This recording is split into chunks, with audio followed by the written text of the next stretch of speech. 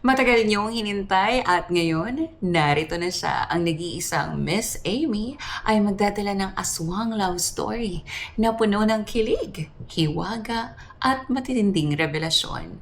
Handa na ba kayong umibig habang nangingilabot? Isabel, hawakan mo ng mahigpit yung itak mo. Ibang pakiramdam ko sa hangin ngayon. Parang may nagmamasid sa atin. Kanina ko pa rin nararamdaman ng kakaibang lamig sa bato ko. Huwag kang hihiwalay sa akin para mabilis natin mapatumba kung ano man yan. Kung ano mang peste ang nagtatago riyan, sisiguraduhin ko hindi nila aabutan ng umaga. Kilala mo naman ako. Wala akong inuurungan. Kahit kawan pa ng aswang ang lumabas dyan, basta magkasama tayo, hindi sila uubra. Handa akong maging kalasag mo kung sakaling sugurin nila tayo. Yan ang gusto ko sa'yo eh. Kaya ikaw lang talagang pinagkakatiwalaan ko kasama tuwing gabi. Kaya kung may mga nakalusot na naman sa teritoryo natin, sisiguraduhin kong ito na ang huling gabi nila sa mundong ito.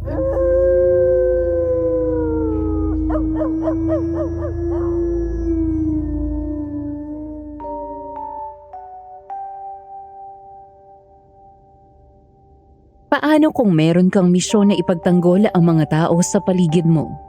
Ngunit ang mga taong ipinagtatanggol mo ay may masmang balak pala sa taong mahal mo. Ano ang gagawin mo? Isang mapagpalang araw sa iyo, Miss Ligaya, at sa lahat na nakikinig sa Aswang Confessions. Ako si Isabel. Hindi ko tunay na pangalan. Ang ibabahagi kong kwento ay hango sa aking sariling karanasan. Ilang taon na ang nakakalipas. Bukod sa pangalan ko, iniba ko rin ang pangalan ng ibang tao na parte ng aking karanasan para sa kanilang privacy. Ang ikukumpisal ko sa inyo ay isa akong manunugis ng mga aswang. Kapag sumasapit ang gabi sa aming baryo, doon nagsisimula ang totoong takot ng mga tao. Nung mamatay ang aking ama, ako nang humalili sa kanya bilang pinuno ng mga manunugis sa aming lugar. Sa bawat gabi ng pagbabantay, katuwang ko ang kababata kong si Rakim. Sa tuwing hawak kong itak ng aking ama, palagi kong naaalala ang kanyang mga bili nung siya ay nabubuhay pa. Ayon sa kanya, ang tunay na manunugis ay hindi lamang marunong pumatay ng aswang, kundi marunong ding tumingin sa katotohanan. Maging patas at makatarungan sa lahat. Noong una, hindi ko to lubos na nauunawaan. Ang alam ko lang noon, handa kong patayin ang sino mang aswang na magtatangkang manakit sa aking mga kabaryo. Walang nilalang ng dilim ang maaaring umapak sa aming teritoryo nang hindi nakakaranas ng lakas ng aking sandata. Sa bawat takbang ko sa dilim, bitbit ko ang pangakong ipagpapatuloy ko ang laban na iniwan ng aking ama.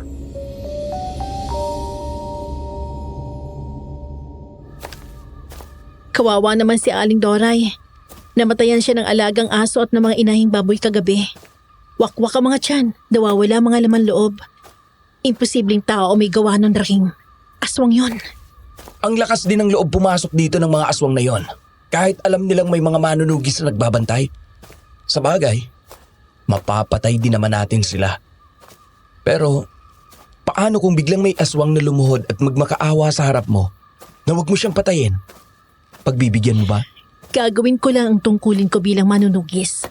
Walang lugar ang awa kapag buhay na ng mga taga-baryo nakataya. Kung sino man ang may gawa nun sa mga inosenteng hayop, sisiguraduhin kong siyang susunod na hahandusay sa lupa. Alam ko naman. Kaya nga ikaw ang pinuno namin eh. Walang sino man ang umaangal sa baryo kasi alam ng lahat kung gaano ka katapang. Kapag humawa ka na ng itak, wala nang makakatapat sa'yo. Kaya kampante akong kapag ikaw ang kasama ko. Papunta na tayo sa masukal na bahagi ng gubat. Pakiramdaman mo ng mabuti ang paligid, Rakim. May iba talaga ako nararamdaman. Parang may nakatitig sa atin. Ramdam ko ang bilis ng tibok ng puso ko noong mga oras na yon. Pero alam kong hindi iyon takot kundi matinding pagnanais ng isang manunugis na handang pumatay para maprotektahan ang mga tao sa baryo namin. Bumalik na naman sa isip ko ang nangyari noon sa aking ama. Noong gabing nagpunta siya sa gubat para maghanap ng aswang, ngunit bangkay na siyang lumabas roon. Kaya may kung anong galit at pighati sa dibdib ko na naguutos sa akin na ituloy ang laban niya. Hindi ko hahayaang manalo ang kasamaan.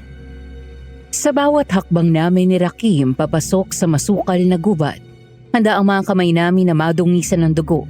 Mapatay lang ang mga aswang na makakaengkwentro namin.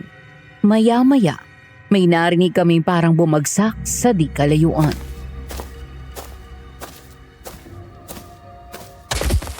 Narinig mo yun, Rakim? Doon sa bantaron. Parang may malaking bagay na bumagsak.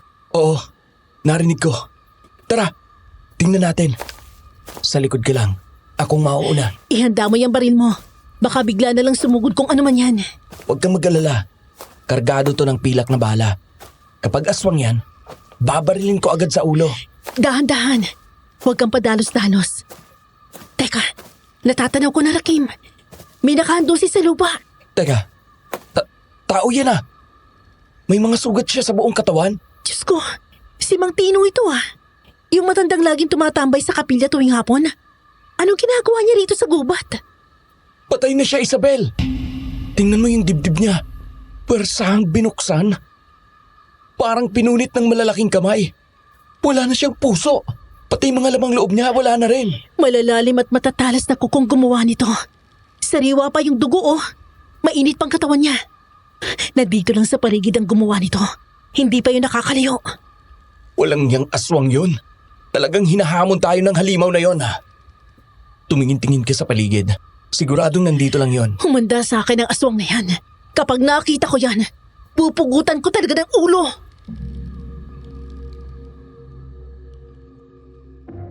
Ngunit wala kaming nakitang aswang. Wala ring aswang na nagpakita sa amin. Labis ang panghihinayang namin ni Rakim dahil hindi man lang namin naipaghiganti si Mang Tino. Hindi pa man tuluyang sumisikat ang araw, parang apoy na kumalat sa buong baryo ang balita tungkol sa nangyari sa matandang lalaki. Nagising ang mga tao na balot ng matinding takot. Sa mga kanto at tapat ng mga tindahan, maging sa sakahan ay wala nang ibang pinag-uusapan, kundi ang bangkay na natagpuan namin ni Rakim sa gubat. Bawat isa ay may sariling hinala at kwento.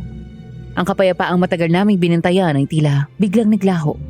Ngunit higit na nakakatakot kaysa sa mismong krimen, ang galit na unti-unti namumuo sa puso ng mga taga-baryo. Isang bulag na galit na desperadong naghahanap ng masisisi. Bilang isang manunugis, alam kong tungkulin kong panatilihin ang kaayusan. Ngunit paano ko mapapakalma ang mga taong unti-unti nang nilalamo ng takot? Nakikita ko sa kanilang mga mata ang pagnanais na makapaghiganti at ang pananabik na dumanak ng dugo ang sino mang o nilalang na kanilang pinaghihinalaang may kagagawan ng lahat.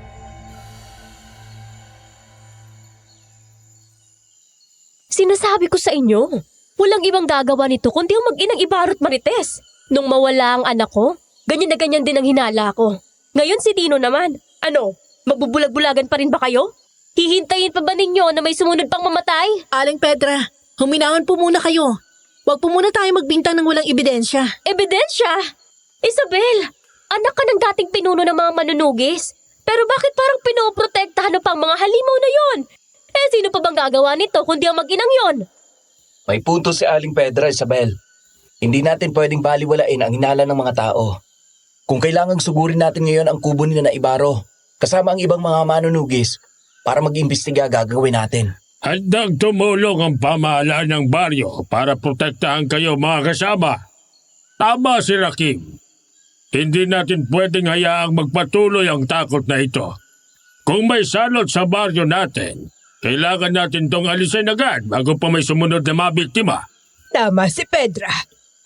Gumagala ang dyablo sa paligid natin. Naghahanap ng mabibiktima. Huwag kayong matakot. Dahil ang dasal at pagkakaisa ng baryong ito ang tatapos sa kasamaan. Kapitan, parang awa mo na. Gamitin mo ang kapangyarihan mo. Utusan mo ang mga manunugis na tapusin ang mag-inang yon. Sila ang sumpa sa lugar natin. Sila ang dahilan kung bakit namatay ang anak ko. Makakaasa ka, Pedra.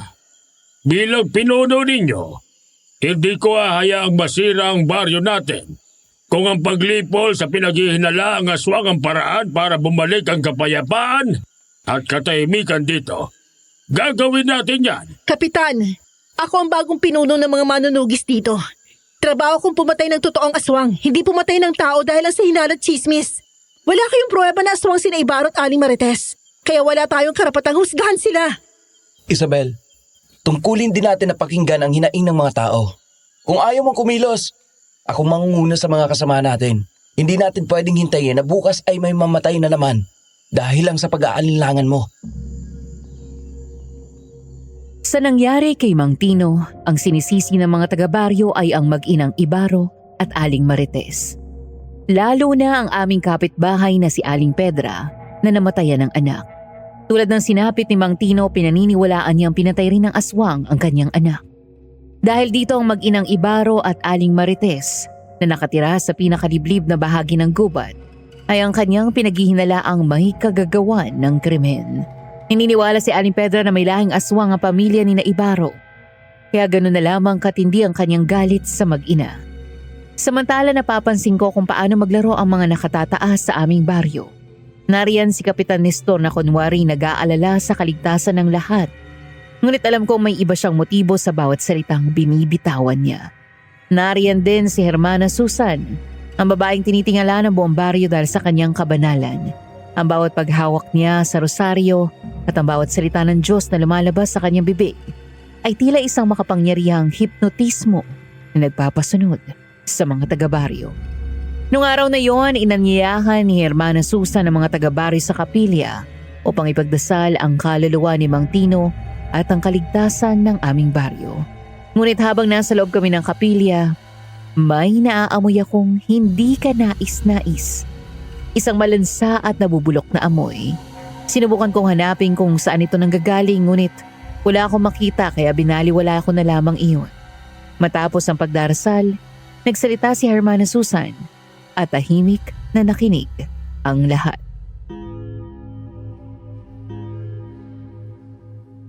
Mga kasama! Ang labi ni Mang Tino ay sumisigaw ng hustisya. Ang trahedyang ito ay hindi lamang isang krimen. Isa itong tanda na ang kasamaan ay hayagang lumalaban sa ating pananampalataya. May mga kampo ng dilim na nagbabalat kayong inosente sa ating paligid. Ngunit pagsapit ng gabi, pumapatay sila ng mga tao at hayop nang walang awa. Totoo ang sinasabi ng Hermana. Kailangan na nating linisin ang ating baryo. Lipulin ang mga dapat lipulin. Tama ka, Pedra. Huwag nating hayaang tuluyang lamunin ng dilema ang ating komunidad. Kailangan nating magkaisa. Kailangan nating ihanda ang ating mga sarili at sugurin ang pugad ng kasamaan bago pa maging huli ang lahat. Ang langit mismo ang tumatawag sa atin upang lumaban. Narinig ninyo ang sinabi ng Hermana, mga kasama. Ang sino mang magpakita ng awa sa mga halimaw na yon ay maituturing nating kaaway. Handa ang aking mga tauhan na mamahagi ng mga sandata para sa ating gagawing paglusog. Hermana Susan, Kapitan Nestor, sinasadya niyo bang takutin lalo ang mga tao? Ang kapilya ay lugar ng kapayapaan at pananampalataya. Hindi lugar upang maghasik ng galit at magudyok ng pagpatay. Tumahimik ka muna, Isabel. Hayaan mong gabayan tayo ng mga nakatatanda. Nakikita mo namang natatakot ng lahat. Kailangan natin ng mga lider na magbibigay ng direksyon kung paano natin haharapin at tatapusin ang takot na ito. Direksyon ba ang tawag mo sa pagpatay ng mga inosente, Rakim?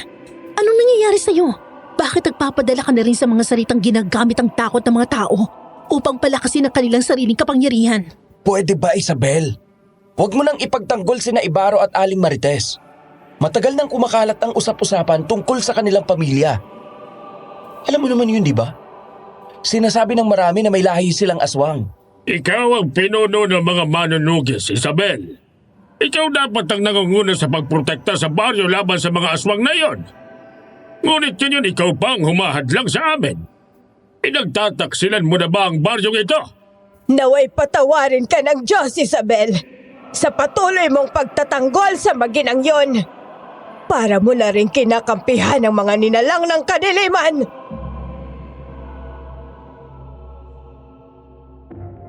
Nasa ganun kaming tagpo nang bigla kaming makarinig ng malakas na kalabog mula sa bubong ng kapilya. Dahil sa lakas nito agad kaming nagsilabasan upang tingnan kung ano yun. Ngunit laking gulat namin nang makita ang isang nakakatakot na nilalang na nakasampa sa ibabaw ng bubong. Mabalahibo ang buong katawan nito. Meron itong mahahabang kuko, matutulis na pangil at malalaking matang kahawig ng sakwago. Bigla itong umangil sa aming direksyon dahilan upang mapaatras ang mga tao sa matinding takot. Ilang sandali pa ay mabilis itong lumundag mula sa bubong at nagtatakbong papasok sa gubat. Dahil sa nangyari, nagsigawan at nagtakbuhan ang mga taga-baryo pabalik sa kani-kanilang mga bahay. Maging sina Aling Pedra at Kapitan Nestor ay nagmamadaling umalis. Hindi ko naman napansin kung saan nagpunta si Hermana Susan sa gitna ng kaguluhan. Samantala, agad naman naming sinundan ni Rakim ang aswang. Bago kami umalis, inutusan namin ng iba pa naming kasamahang manunugis na manatili sa baryo at yakin ang kaligtasan ng mga tao. Kami na lamang ni Rakim ang tumuloy sa pagtugis sa nilalang na iyon.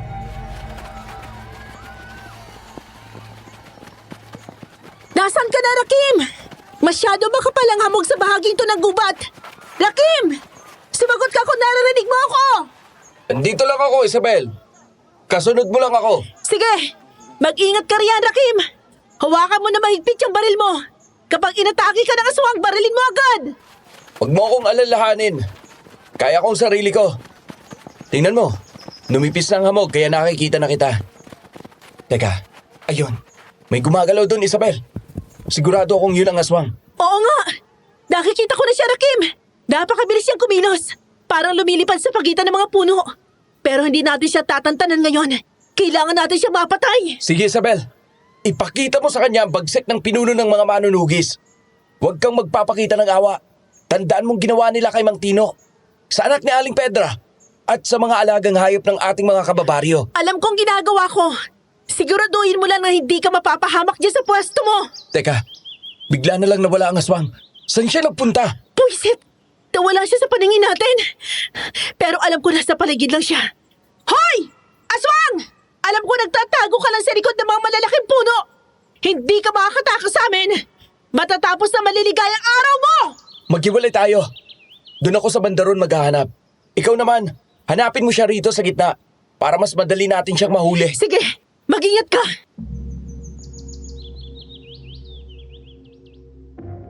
Naghiwalay kami ni Rakim upang mas mabilis na mahanap ang aswang. Nagpatuloy ako sa aking paghahanap hanggang sa may marinig akong mahinang kaluskos sa mga halaman. Sa paglapit ko nakita kong isang nilalang na nagtatago sa likod ng makakapal na dahon. Kapansin-pansin ang mahaba nitong mabalahibong buntot na nakalitaw sa halaman. Hindi ako nag-atubili. Dahan-dahan kong kinuha ang maliit na patalim na gawa sa pilak na dala ko. Buong lakas kong pinukol ang direksyon nito at tinamaan ng nilalang sa tagiliran. Umalingaw-ngaw ang malakas nitong paghiyaw sa buong baligid bago ito bumagsak sa lupa. Dahan-dahan akong lumapit. Habang mahigpit na hawak ang aking itak, handa ako ng tagpasin ang leeg ng aswang. Ngunit habang papalapit ako, unti-unting nagbago ang anyo ng aswang hanggang sa tuluyan itong naging tao.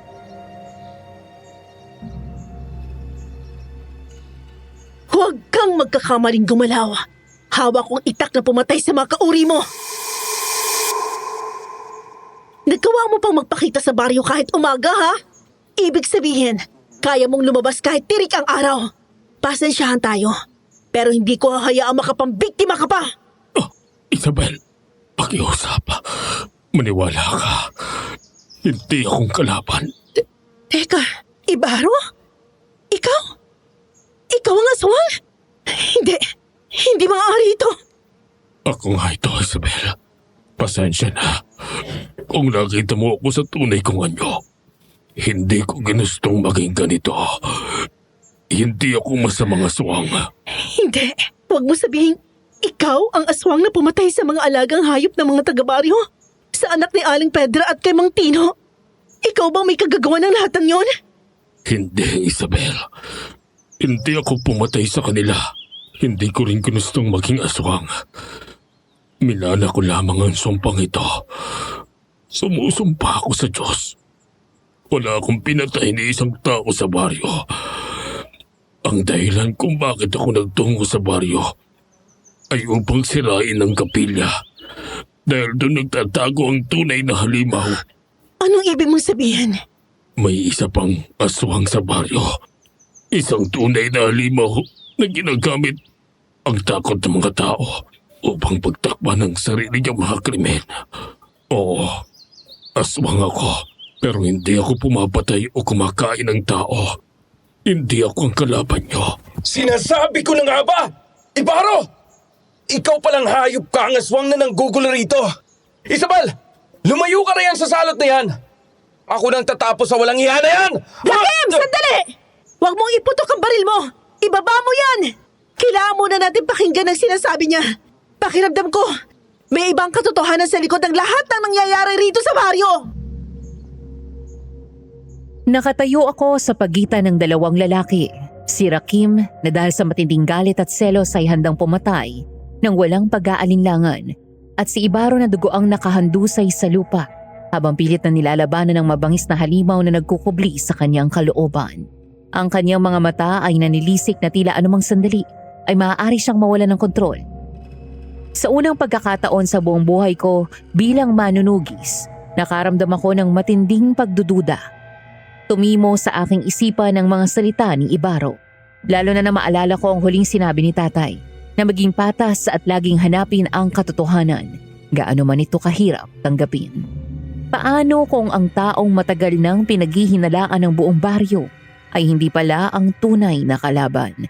Paano kung ang tunay na halimaw ay ang mga taong nagtatago sa likod ng mabubuting imahe at magagandang reputasyon sa loob ng baryo? Gumawa ako ng isang desisyong alam kong maaaring magbago sa aking kapalaran bilang manunugis. Sa halip na hayaan ko si Rakim na patayin si Ibaro, ginawa ko ang bagay na hindi ko kailanman inakalang magagawa ko.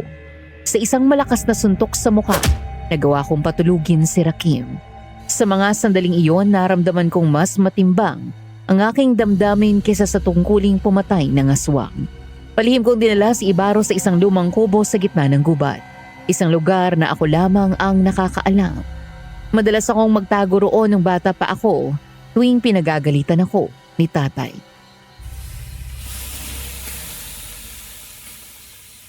Tiisin mo muna to, Ibaro. Alam mo naman na ibang epekto ng pilak sa mga katulad mo. Kung hindi ko to lilinising mabuti, baka kumalat ang impeksyon sa buong katawan mo. Salamat, Isabel. Hindi ko inakalang gagawin mo to sa akin. Akala ko talaga, kapag nalaman mo kung ano ako, hindi ka mag-aatubiling itarak ang itak mo sa puso ko. O kaya hinayaan mo na lang akong patayin ni Rakim. Huwag mong isipin na ligtas ka na dahil ang tinutulungan kita ngayon. Bilang manunugis, tungkulin ko pa rin pumatay ng mga aswang na nagdadala ng perwisyo at kamatayan sa baryo. Naguguluhan lang talaga ako sa iyo ngayon. Hindi kita masisisi, Isabel. Totoo naman ang nakita mo kanina. Aswang ako. Yan ang dugong tumadaloy sa mga ugat ko. At wala akong magagawa para baguhin yon. Gusto ko malaman ng totoo. Bakit mo nasabing sumpalang ang pagiging aswang mo? At bakit po sinabing may ibang aswang? Bakit gusto mong sirain ang kapilya? Isinumpa ako nung bata pa ako. Nagalit sa nanay kong kabit na mangkukulam ni tatay noong magpag-iwalay si tatay sa kanya. At mas pinili kami ng nanay ko. Nagkatotoong sumpa. Noong tumuntong ako sa edad na 18, tunog bagong anyo ko at naging aswang. At yung sinabi kong may ibang aswang, totoo yun. Nagtatago siya mismo sa kapilya sa baryo. Kaya gusto ko tong sirain. Kung ganun, sino? Sino ang aswang na sinasabi mo? Si Hermana Susan. Siyang totoong kumakain ng tao at nagmamanipula sa inyong lahat. Si Hermana Susan? Paano nangyari yun? Siya pa nga ang nangunguna sa pagdarasal at pagtuturo ng salita ng Diyos sa baryo natin. Maniwala ka sa akin, Isabel. Masamang aswang ang matandang yon. Nakita ko siyang nagpalit anyo dito sa gubat. Isang aswang na may pakpak. Hindi ko alam kung anong uri siya ng aswang. Yung kapilya kung saan niya tinitipon mga tao para magdasal kuno. Hindi bahay ng Diyos yun. Bahay yun ng demonyong sinasamba niya. Hindi ako ang pumapatay, lalo ng nanay ko. Ako lang ang aswang dito. Tao si nanay. Huwag nilang idadamay ang nanay ko. May sakit na nga siya. Idadamay pa nila sa kasamaan nila. Bakit? Anong sakit ni Ali Marites? Matagal nang may sakit si nanay. Hindi lang niya pinagsasabi sa iba. Mula nung gabing naging aswang ako, doon nagsimulang kakaiba niyang karamdaman. Tuwing nagbabago ako ng anyo, bigla siyang nawawala ng malay. At panandali ang humihinto ang tibok ng puso niya. Panandalian siyang namamatay. Magigising lang siya kapag bumalik na ako sa pagiging tao. Talaga? Nangyayari yun kay Ali Marites? Oo. Lumapit na ako kay Lolo Enteng dahil alam kong marami siyang kaalaman tungkol sa mga aswang. Tinanong ko siya kung anong nangyayari sa nanay ko. Ayon sa kanya, bahagi raw yun ng sumpa ng mangkukulam. Tinanong ko rin siya kung may magagawa pa upang gumaling si nanay. Ngunit sinabi niyang hindi na raw yun magagamot. Naisip ko naman na baka mawala ang sakit niya kung mawawala rin ang pagiging aswang ko. Dahil hindi pa naman ako nakakakain ng tao. Tinanong ko kung maaari pa ba akong bumalik sa pagiging normal na tao. Sinabi niyang posible naman. Ngunit may kapalit. Kapag nawala raw ang pagiging aswang ko, maaari namang ikamatay yun ni nanay. Ipinaliwanag niya na magkasama ang sumpa ng pagiging aswang ko at ang karamdaman ni nanay. Parang kambal na sumpa.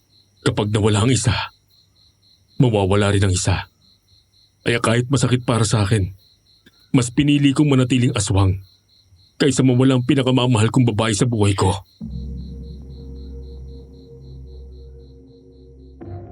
Habang pinakikinggan ko si Ibaro, lalong naliligaw ang aking prinsipyo.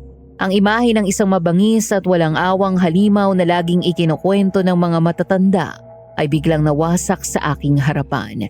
Ang nakikita na lang ngayon ng aking mga mata ay isang lalaking nagdurusa sa sumpang hindi naman niya ginusto. Isang anak na nagsakripisyo para sa kanyang ina. Bigla tuloy nagbalik sa aking alaala ang isa sa mga bilin ng aking ama.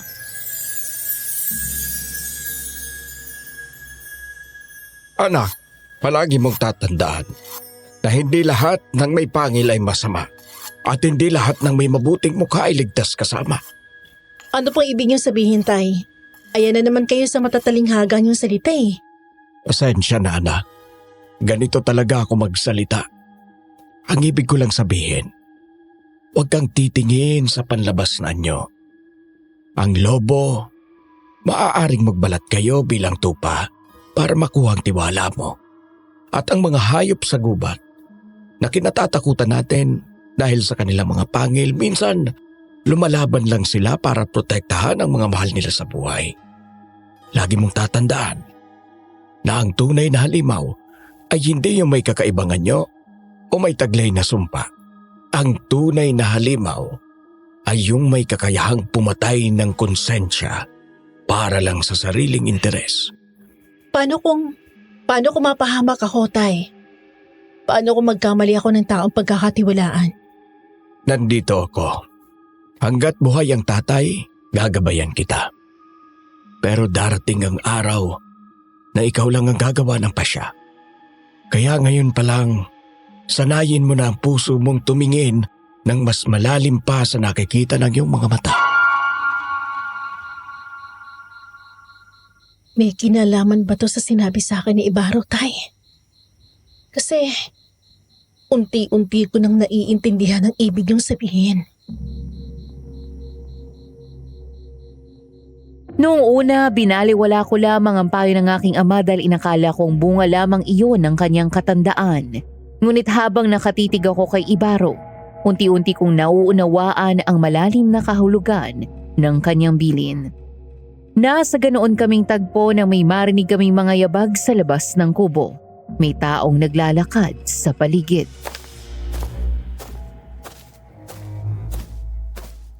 Shh!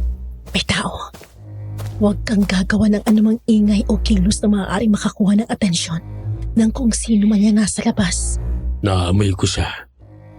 Mukhang nasundan niya tayo rito. Sino? Si Rakim?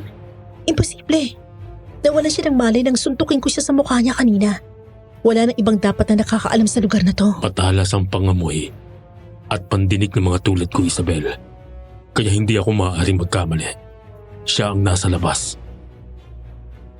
Laking gulat namin nang may kumatok ng ubod ng lakas sa pinto na para bang gusto na nitong wasakin iyon. Agad kong nakilala kung sino ang nasa labas nang magsalita ito. Isabel! Nandyan ka ba sa loob? Buksan mo ang pinto! Alam kong hindi ka nag-iisa riyan sa loob ng kubong yan. Ano ginagawa mo rito, Rakim? Paano mo ako nasundan dito? Sinundan ko ang mga patak ng dugo ng aswang. At itinuro ako ng mga yun sa lugar na ito. Alam kong itinatago mo si Ibaro sa loob. Buksan mo ang pinto bago ko ito tuluyang sirain. Umalis ka na, Rakim! Ako ang pinuno ng mga manunugis. At ako may karapatang magpasya kung paano tapusin ang misyong ito. Hayaan mo na sa akin ang aswang na to! Nahihibang ka na ba? Dapat ang kapakanan ng ating mga kababaryo ang inuuna mo. Bubuksan mo ba ito o hindi? Kapag hindi mo ito binuksan, ibig sabihin ay kasabwat ka na rin ng mga aswang na nambibiktima sa baryo natin. Hindi ako aalis dito hanggat hindi ko nakikita kung ano o sino ang nasa loob. Hayaan mo siyang pumasok. Haharapin ko siya. Ayoko madamay ka sa gulong to o isipin nilang traitor ka sa mga kabaryo mo dahil lamang sa pagtulong mo sa akin. Ipakita mo sa kanyang gusto niyang makita. Inipon ko ang lahat ng aking lakas ng loob upang harapin si Rakim. Sigurado akong hindi niya mauunawaan ang naging desisyon ko at huhusgahan niya ako dahil sa pagtatago ko kay Ibaro. Huminga ako ng malalim bago ko dahan-dahang binuksan ang pinto. Pagbukas nito, bumungad sa kanya si Ibaro na nakahiga sa papa. Ano? Masaya ka na? Nakita mo na bang gusto mong makita? Sabi na nga ba eh. Anong ginagawa mo, Isabel? Bakit mo dinala sa lumang kubong ito ang aswang na yan? Nahihibang ka na ba? Dinala ko siya rito upang itago. Naniniwala akong wala siyang kinalaman sa pagkamatay ng mga hayop at sa ilang kabaryo natin. May ibang aswang na gumagawa ng mga pagpatay na yon. At hindi si Ibaro may kagagawan. At naniwala ka naman sa kanya? Siya mismo ang nakita nating nasaan yung aswang. Kung hindi siya, sino pang aswang na nanggugulo sa atin? Paano ka nakatitiyak na siya lang ang aswang? Hindi dahil nakita natin ang isang bagay yun na agad ang buong katotohanan. Baka may nagmamanipula lamang sa atin. Pero paano kung may makakita sa kanya rito? Tiyak na magagalit at magwawala ang mga taga-baryo. Mahirap matunto ng lugar na to. Walang taong napapadpad dito. Maliban na lamang kung may magsasabi. Isabel, wag mong isugal ang reputasyon mo bilang manunugis para lamang sa aswang na yan. Matagal na pinangalagaan ng iyong ama ang mabuting pangalan ng pamilya ninyo. Mas mahalaga sa akin malaman ang katotohanan, Rakim. Malaki may tutulong ni Ibaro upang matukoy natin kung sinong tunay na salot sa ating baryo. Makinig ka kay Isabel. Hindi akong tunay niyong kalaban. Ang totoong kalaban ay nasa baryo at wala rito sa gubat. Pakinggan mo si Ibaro, Rakim. Kilala niya kung sino ang aswang na nambibiktima rito sa atin. Kung ganun sino? Sige nga, sabihin niyo sa akin.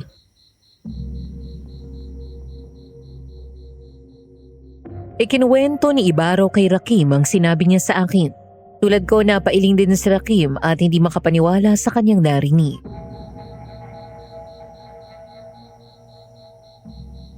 Ano? Imposible yan. Matagal na namin kilala si Hermana Susan. Isa siyang relihiyosa at madasaling tao. Hindi ako naniniwalang siya ang aswang na sinasabi mo. Kung ayaw mong maniwala, wala akong magagawa. Basta't mag-ingat kayo sa kanya. Kung gusto niyo magkaroon ng kapayapaan sa baryong to, kailangan na mawala ang tunay na halimaw. Ako, gusto ko maniwala kay Ibaro. Kailangan nating bantayan si Hermana Susan. Naniniwala ka sa aswang na yan? Pinaghihinalaan mo rin si Hermana Susan? Samantalang siya ang hinihinga natin ng lakas at gabay kapag may matindi tayong problema. Tuluyan ka na bang napaikot ng aswang na yan? Kaya nga kailangan natin malaman ang katotohanan. Halika na, bumalik na tayo sa baryo. Baka hinahanap na nila tayo. Ibaro, pasensya ka na. Pero kailangan mong manatili rito. Hindi ka muna maaaring lumabas ng kubong to hanggat hindi pa natatapos ang aming investigasyon. Ikakadaya na muna kita rito para makatiyak kami hindi ka makakapunta sa baryo kung sakali magpalit ka ng anyo.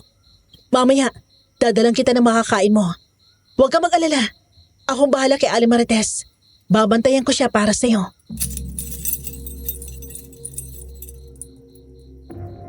Pumayag si Ibaro sa sinabi ko. Si Rakim naman, kahit labag sa kanyang kalooban, ay napakiusapan kong huwag na huwag ipagsasabi sa iba na nasa lumang kubo si Ibaro. Pagbalik namin sa baryo, sinabi namin sa aming mga kasama, pati kina Kapitan Nestor at Hermana Susan na nakatakas na ang aswang. Hindi naging maganda ang reaksyon ng mga tao. Marami ang nagreklamo. Nagbulong-bulungan at lalo pang binalot ng takot ang buong komunidad. Nakita ko ang pagkadismaya sa mukha ni Kapitan Nestor at ang matalim na tingin ni Hermana Susan na tila sinusuri kung totoo o hindi ang bawat salitang binibitawan ko. Ngunit dahil wala silang sapat na ebidensya o ibang saksi na makakapagpatunay na iba ang tunay na nangyari, napilitan silang tanggapin ang aming paliwanag. Simula noon, palihim kong pinupuntahan ang lumang kubo upang magdala ng pagkain kay Ibarro. Madalas ko ring dalawin ang kanyang ina na si Aling Marites at ipinapaalam ko sa kanya na nasa mabuti at ligtas na kalagayan ang kanyang anak. Ipinaliwanag ko rin na kailangan munang magtago ni Ibarro sa kubo hanggat hindi ko napapatunayan na may ibang aswang na nanggagambala sa baryo. Kailangan din niyang manatiling nakatago upang hindi siya saktan ng mga taga-baryo, lalo na't siya at ang kanyang ina ang pangunahing pinaghihinalaan ng mga tao na mga aswang. Iminungkahi ko kay Aling Marites na samahan na lamang niya ang kanyang anak sa kubo, ngunit tumanggi siya. Ayon sa kanya, baka maghinala raw ang mga tao kung pareho silang mawawala, kaya kinakailangan may isa sa kanilang manatili sa bahay nila upang hindi mag-isip ng kung ano-ano ang mga taga-baryo. Kapag may nagtanong o maghanap kay Ibarro, sasabihin niyang nagtatrabaho ito sa ibang lugar, kaya bihira itong umuwi.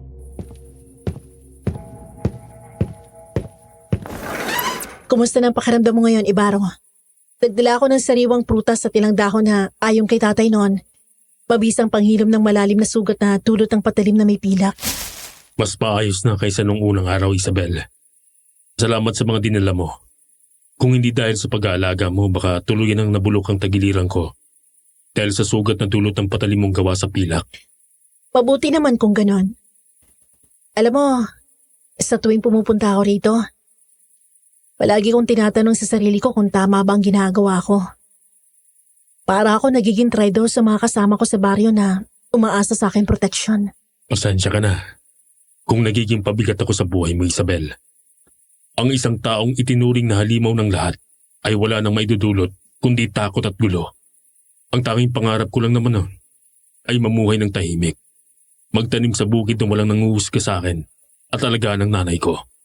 Hindi mo kailangang humingi ng paumanhin. Napakasimple ng mga hangarin mo. Ngunit nakakalungkot isipin na hindi mo magawa mga yon dahil sa sumpang nananalitay sa iyong dugo. Sa totoo lang, may mga pagkakataon din gusto ko na lamang tumigil sa pagiging manunugis at mamuhay bilang isang simpleng tao. Seryoso? Akala ko ba gustong-gusto mo yung ginagawa mo?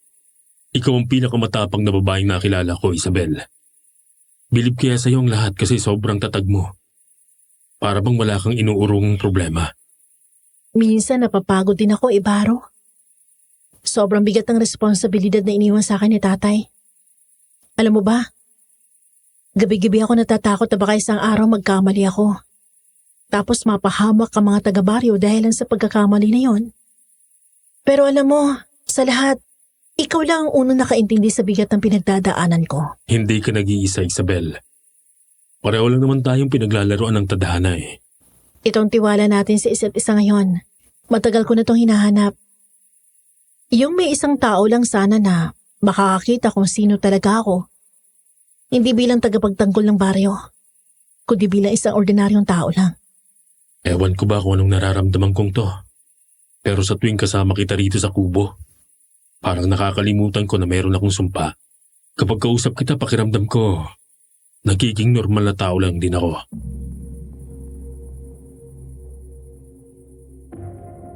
Sa puntong iyon, dahan-dahang nagtagpo ang mga mata naming dalawa. Sa bawat paghinga ko, nararamdaman ko ang init ng katawan niya habang unti-unti siyang lumalapit sa akin. Hindi ako umiwas.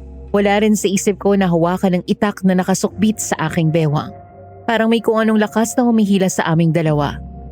Isang halik na magpapatunay na hindi kami magkaaway, kundi dalawang tao naghahanap lang na masasandalan. Pero bago pa man maglapat ang aming mga labi, may isang kakaiba at nakakatakot na bagay ang biglang umagaw sa aming pansin.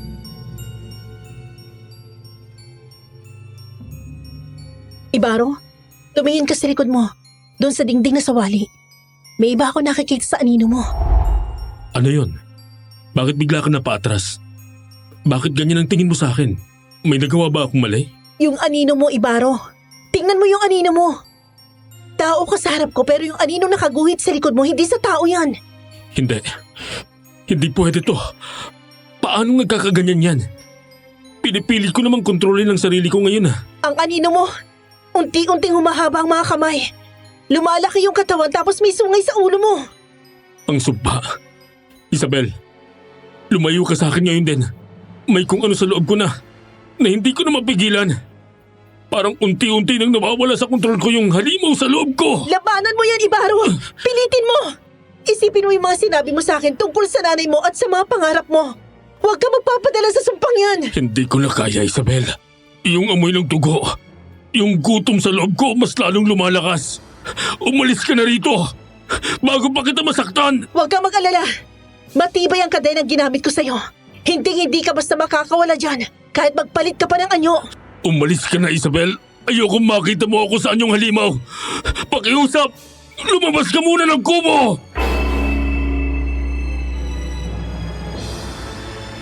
Hindi ko na malaya na sinunod ko na ang sinabi niya. Lumabas ako ng kubo. Bago ako umalis, sinigurado kong hindi siya makakalabas mula roon. Pinalibutan ko ng asin ang labas ng kubo at naglagay pa ako ng insenso sa paligid upang kung sakaling masira niya ang kadena, hindi pa rin siya makakalabas doon. Mula nang ikinulong ko si Ibaro sa lumang kubo, wala na kaming nabalita ang biktima ng aswang sa aming baryo. Naisip ko tuloy, hindi kaya si Ibaro nga ang aswang na pumapatay. Sapagkat mula nang mahuli ko siya, wala nang namamatay sa aming lugar. Ngunit pilit kong itinataboy ang ganoong pagdududa dahil gusto kong maniwalang totoo ang kanyang sinasabi na hindi siya ang aswang na pumapatay. Samantala, habang lumilipas ang mga araw, unti-unti kong nararamdaman ang pagbabago sa takbo ng aking buhay. Ang isip at puso ko ay palaging naiiwan sa lumang kubo kung saan naroon si Ibaro. Dahil dito hindi ko namamalayan na unti-unti ko nang inilalayo ang sarili ko sa mga taong nakapaligid sa akin, lalo na kay Rakim. Hindi na ako tulad ng dati na palaging nakikipag-usap tungkol sa seguridad at sa mga plano para sa kaligtasan ng mga taga-baryo.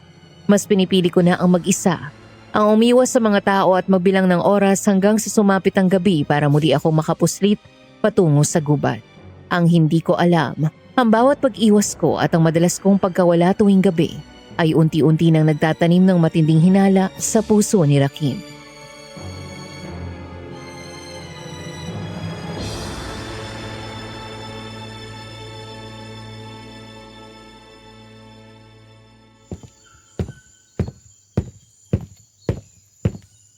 Napansin ko nitong mga nakaraang gabi.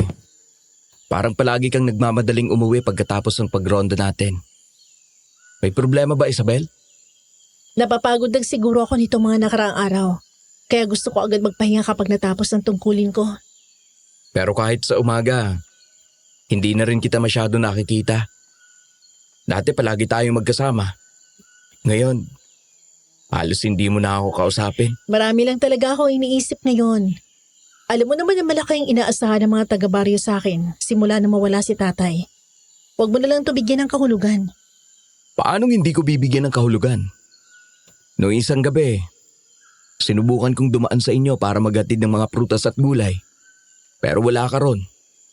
Ang sabi ng kapatid mo, umalis ka raw at hindi mo sinabi kung saan ka pupunta.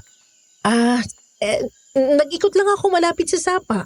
Dahil may nagsabi sa akin na may mga kakaibang naririnig daw doon, kaya tinignan ko. Pero wala naman ako nakita. Sa tingin ko baka mabangis na hayop lang yon.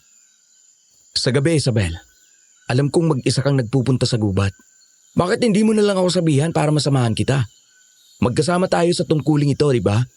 Sabihin mo nga sa akin, pinupuntahan mo ba si Ibaro sa gubat? Bakit mo naman nasabi yan? Sino pa bang pwede mong puntahan sa gubat? Kundi ang aswang na yon. Pumayag ako sa ginawa mong pagtatago sa kanya sa gubat hanggat hindi pa natin napapatunayan na aswang nga si Hermana Susan. Pero pakiramdam ko, may inilihim ka sa akin, Isabel. At saka nagsisimula na ako maginala. Mula nang itago mo siya, wala nang binibiktima ang aswang. Kahit mga alagang hayop, wala na rin namamatay. Lumalakas ang hinala ko na si Ibaro talaga ang aswang na pumapatay dito. Huwag muna tayo magpakasiguro. Baka naghihintay lang ng tamang pagkakataon ng totoong halimaw para mambiktima. Sobrang mailap si Hermana Susan kaya hindi natin siya mahuli sa akto. Kung may ginagawa man siyang kakaiba. Basta Rakim, ituloy lang natin ang pagmamanman. At huwag mo akong pagdutahan. Matagal mo na akong kilala, kaya ikaw ang inaasahan kung maniniwala sa akin. Pumupunta lang ako sa gubat para tingnan kung ligtas siya roon at para hatiran siya ng pagkain.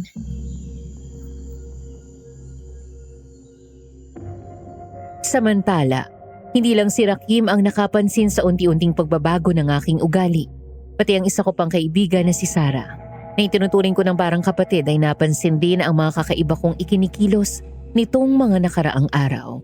Madalas niya ako mahuling tulala, nakatingin sa kawalan, tahimik at tila pasan ang napakabigat na mga alalahanin. Alam kong nag-aalala siya sa akin dahil ilang beses na niya akong sinubukang kausapin nang masinsinan at tanungin kung ano ba talaga ang nangyayari sa akin.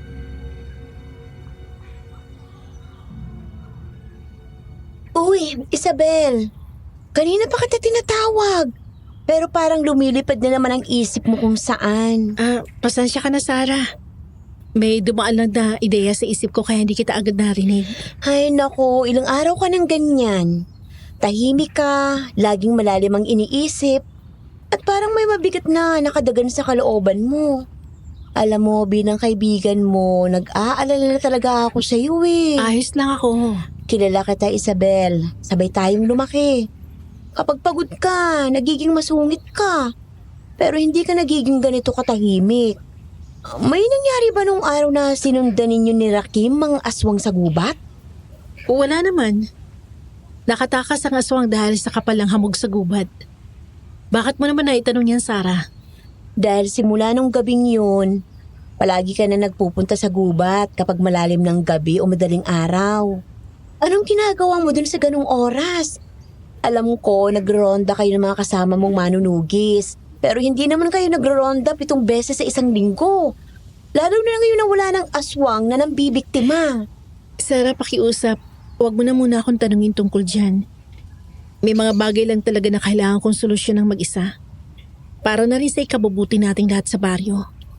Sige, Isabel. Kung hindi mo pa kayang sabihin sa akin ngayon, hihintayin ko na lang ang oras na kusa kang magbukas ng saloobin mo. Basta tandaan mo ha, nandito lang ako palagi para sa'yo, ano man ang mangyari. Salamat, Sarah. Pasensya ka na ako, hindi ko pa kayang sabihin ang lahat sa'yo ngayon. Mas ligtas kayo kapag wala kayong alam sa itinatago ko.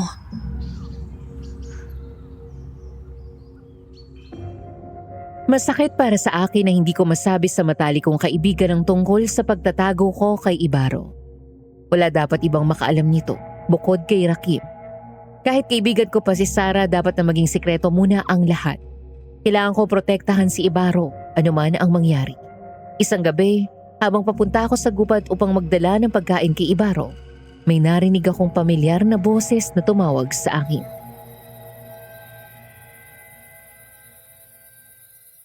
Alam kong hindi para sa sarili mo ang dala mo, Isabel.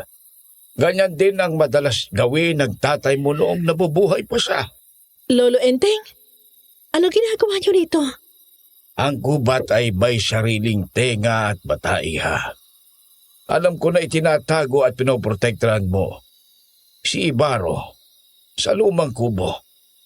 Tulad ng ginagawa noon ng iyong amang si Carlito sa mag-ina. Proteksyon?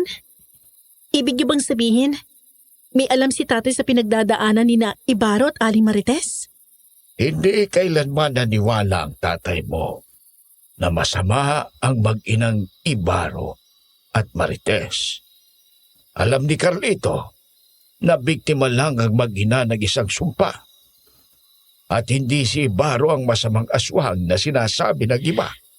Pero bakit hindi yon ang alam ng mga tao sa baryo? Bakit ang akala ng lahat, ang mag-ina ang aswang na pumapatay? Dahil may mga makapangyarihang tao sa baryo na gustong gamitin ang takot ng mga tao para sa sarili nilang interes. Ginawa nilang salarin ng mag-ina upang pagtakpan ang sarili nilang mga dumi. Kung alam ni tatay ang katotohanan at pinoprotektahan niya mag-ina, ibig sabihin ba nito, naging kalaban siya ng mga makapangyarihang taong yon? Oo, iha. May mga taong gustong patahimikin ang iyong ama dahil hindi niya sinunod ang utos na patayin ang mag-ina. Masyado siyang naging mapanganib para sa kanila dahil hawak niya ang katotohanan. Diyos ko, ang pagkamatay ni tatay sa gubat.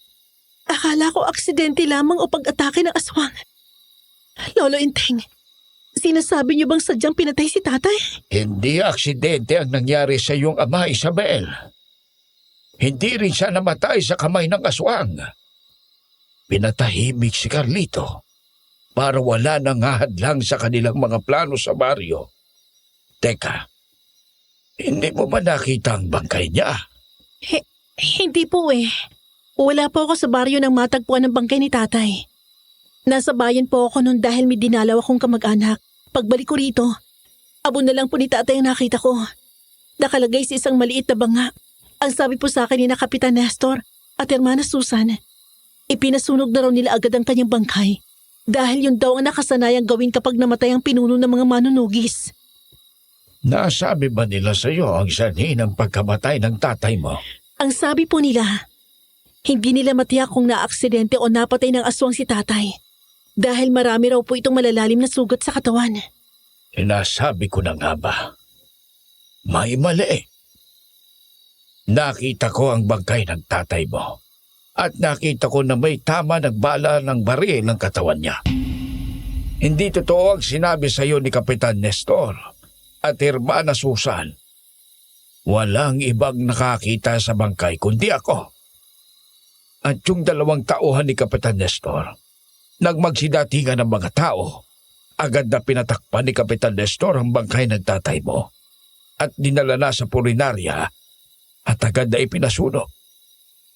Sa ginawang pagsunog sa bangkay ni Carlito, naiintindihan ko naman dahil tradisyon yon sa mga nagiging pinuno ng mga manunugis sa ating baryo.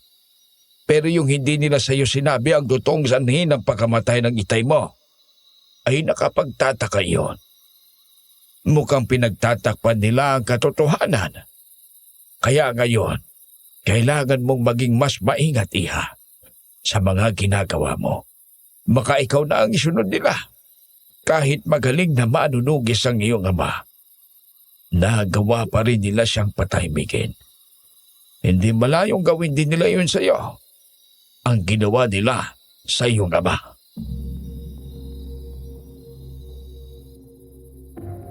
Ang mga salita ni Lolo Enteng ay parang kidlat na dumurog sa lahat ng pinaniniwalaan ko tungkol sa pagkamatay ng aking ama.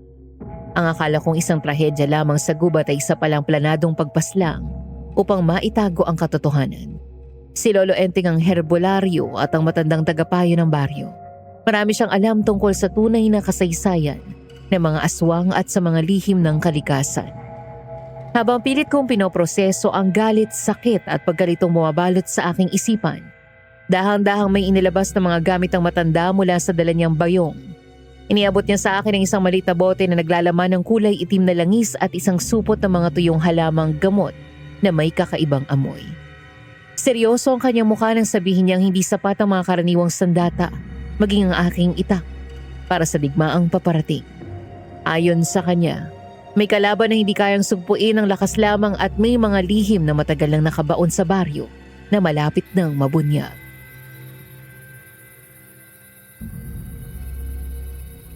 Kunin mo ang mga ito, Isabel. Matagal ko nang inihanda ang mga gamit na yan para sa oras na kailanganin mo. Ang tunay na proteksyon laban sa malakas na puwersa ng kadiliman. Ano gagawin ko rito, Lolo Enteng? May itak naman ako na binigay sa akin ni tatay at sapat ng talim nito para patumbay ng kahit anong uri ng aswang na makakalaban ko. Darating ang oras na mas kakailanganin mo ang langis at halamang ito kesa sa iyong itak, iya. May mga nilalang na hindi kayang labanan ng ordinaryong bakal o pilak. Anong uri ng nilalang tinutukoy niyo, Lolo Enteng? May iba pa bang mas mabangis kaysa sa mga aswang na nakakaharap ko? Ang mga aswang na nakaharap ninyo ay mas mahina kumpara sa sinasabi kong nilalang. Ang aswang na tinutukoy ko ay mas malakas at mapanganib. Ang tinutukoy niyo po ba si Hermana Susan? Sabihin niyo sa akin, siya ba ang aswang na pumapatay? Paano mo nalaman? Sinabi po sa akin ni Ibarro na si Hermana Susan daw po ang aswang na pumapatay. Nakita niya raw po ito na nagpalit ng anyo sa gubat. Isa raw po itong aswang na may pakpak. Tapos, kaya raw po siya nagpunta rito sa baryo na nasaan yung aswang. Dahil gusto niya raw sirain ang kapilya dahil doon daw nakatira ang aswang na sumasamba sa demonyo. Tama siya, Iha. Ang Hermana na iyon ang masamang aswang na nagkukubli sa pagiging religyosa. Pero ang totoo, mas masahol pa sa demonyong sinasamba niya ang ugali niya. Kaya't mag-iingat ka sa kanya. Mahirap siyang kalaban, kaya't kailangan mo siyang paghandaan. Lolo Enteng, gagamitin ko po itong mga binigay niyo sa akin kapag kinailangan. Maraming salamat ho sa pagbabahagi sa akin ng katotohanan tungkol kay tatay. Mas lalo kong lalakasan ang loob ko ngayon para sa kanya. Mas lalo ako magpupursige na linisin ang pangalan ni na Ibarro at Aling Marites at mapanagot ang totoong may sala sa pagkamatay ng tatay ko. Sige na. Ipagpatuloy mo na ang paglalakad mo patungo sa lumang kubo. Baka naghihintay na sa iyo si Ibarro. Mag-ingat din po kayo, Lolo Enteng.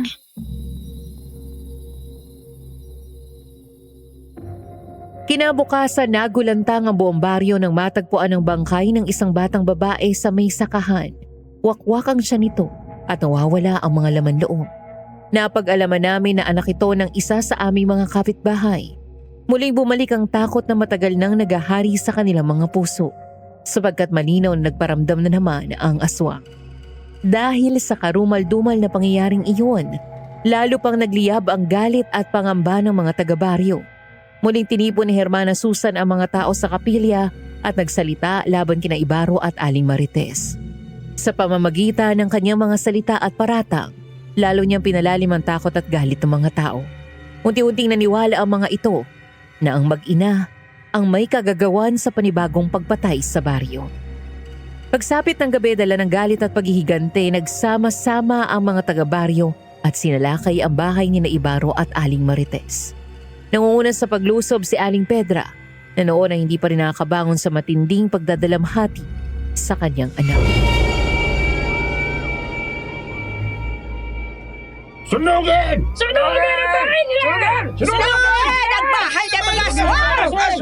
Huwag kang buhayin ang mga yan! Dahil di ba yung mga aswang? Mga kasama! Sunugin ang kubong yan! Nandyan ang mga halimaw na sumisira sa katahimikan ng baryong to! Dahil sa kanila, namatay ang anak ko at iba pa nating kabaryo!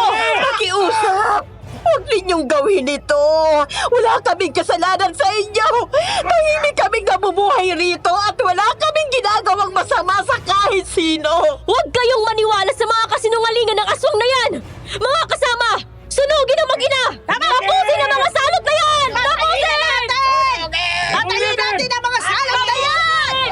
Aswang! Sandali! Mukhang wala sa loob ng kubo ang anak niyang si Ibarro. Hoy, Marites! Nasaan ang anak mo? Kapitan, wala ho ritong anak ko. Nagtatrabaho siya sa kabilang baryo. Maniwala kayo sa akin. Wala kaming kasalanan. Hindi kami aswang. Huwag niyo sunugin ang bahay namin. Nakikiusap ako. Hindi ako naniniwala. Itinatago mo siya, no? Kung ako sa iyo, ilabas mo ng anak mo. Ginagawa lang namin ito para sa kaligtasan ng buong baryo. Bago pa may mamatay na naman sa amin. Nasaan ang anak mong halimaw? Anong gagawin niyo? Wala silang kasalanan sa inyo! Hindi silang aswang! Hindi silang aswang na pumapatay sa baryo! Huwag kang makialam dito, Isabel. Tungkulin nating protektahan ang baryo. At alam nating lahat ang mag-inang yan ang pinaghihinalaan ng lahat ng mga aswang. Hayaan mo kaming tapusin ang mga yan! Gusto kong sumigaw ng malakas sa mga sandaling iyon upang pigilan ang mga tao. Gusto kong sabihin sa kanila na hindi ang mag-inang Ibarro at Aling Marites ang tunay na mga halimaw na nambibiktima, kundi may iba pang puwersa na nagtatago sa dilim at siyang may kagagawan ng mga karumal-dumal na pagpatay. Ngunit napatigil ako. Alam kong sa mga oras na ipagtanggol ko ang mag-ina, agad akong tatanungin ng mga tao kung paano ko nalaman ang katotohanan. At kapag nangyari yun, Mabubunyag ang lihim kong pagpunta sa lumang kubo sa gubat at ang pagtatago ko kay Ibaro. Sige! Sunugin ang bahay na yan! Sunugin ang babaeng aswang! Kung wala rito ang anak niya, siya na muna ang pagbayari natin! Isunod na lang natin ang anak niya kapag nagpakita! Tama! Teka, sandali mga kasama. Huwag muna ninyong sunugin ang kubo. Bakit, Kapitan? Ay, bakit yung pinipigilan ng mga tao? Hindi ba't matagal na nating hinihintay ang pagkakataong ito para mapuksa ang mga aswang? Sandali lang! Kakausapin ko muna si Marites. Marites! Lumabas ka riyan sa kubo.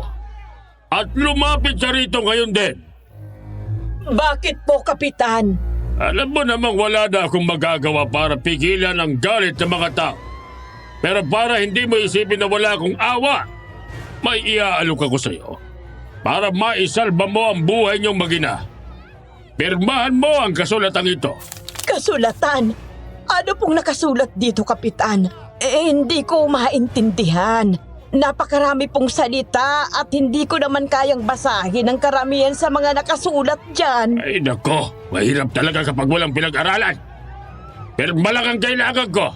Kapag pinirmahan mo to, papayagan ko kayo mag-ina na umalis ng ligtas sa baryong ito. Makakapagsimula kayo ng bagong buhay sa ibang lugar. Yan lang ang tanging tulong na maibibigay ko sa inyo. Sandali! Anong uri ng kasulatan niya, Kapitan? Bakit nakasaad dyan na ililipat sa pangalan mong lupa't ari-arian ni Ali Marites? Ay, Isabel, huwag kang makialam sa usapan namin. Kung pirma lang ang kailangan nyo para tigilan nyo na kami ng anak ko, pipirma na ako. Gagawin ko ang lahat para makaalis kami rito ng ligtas. Magaling, Marites. Pirmahan mo na agad dito sa ibaba para matapos na ang gulong ito. At para makaalis na kayo ng anak mo sa baryo. Marahil ay iniisip ni Kapitan Nestor na wala rin akong alam sa nilalaman ng kasulatang ipinapapirma niya kay Aling Marites. Ngunit nagkakamali siya.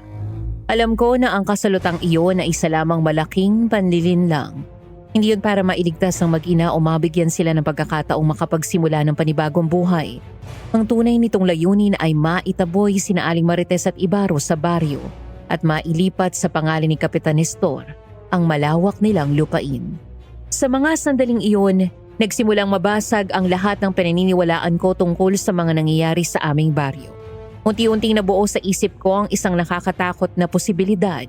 Paano kung ang takot ng mga tao sa aswang ay matagal nang ginagamit ng mga nasa kapangyarihan bilang kasangkapan upang manipulahin ang buong baryo? Paano kung ang mga paratang, panguusig at pagkamuhi laban sa mag-inang Ibaro at Marites ay bahagi lamang ng isang mas malaking plano upang maagaw ang kanilang mga ari-arian at magpayaman ng ilang taong sakim sa kapangyarihan? Habang pinagmamasdan ko si Kapitan Nestor, lalo akong nakumbinsi na may mas madilim na katotohanang nagtatago sa likod ng lahat ng kaguluhang bumabalot sa aming baryo. Nagawang mauto ni Kapitan Nestor si Aling Marites. Pinapirma niya ito sa kasulutan at pagkatapos ay sinulog ng mga tao ang kanilang kubo. Nakita ko pa nga na nangingit-ngit sa galit si Aling Pedra dahil hindi nila napatay ang mag-ina. Naaawa ko kay Aling Marites, kaya sa bahay na lang muna namin siya pinatuloy habang hindi pa sila maaaring magkita ni Ibaro. Samantala, pagbalik ko sa lumang kubo sa gubat. Anong nangyari, Isabel? Bakit parang namumugtong mga mata mo?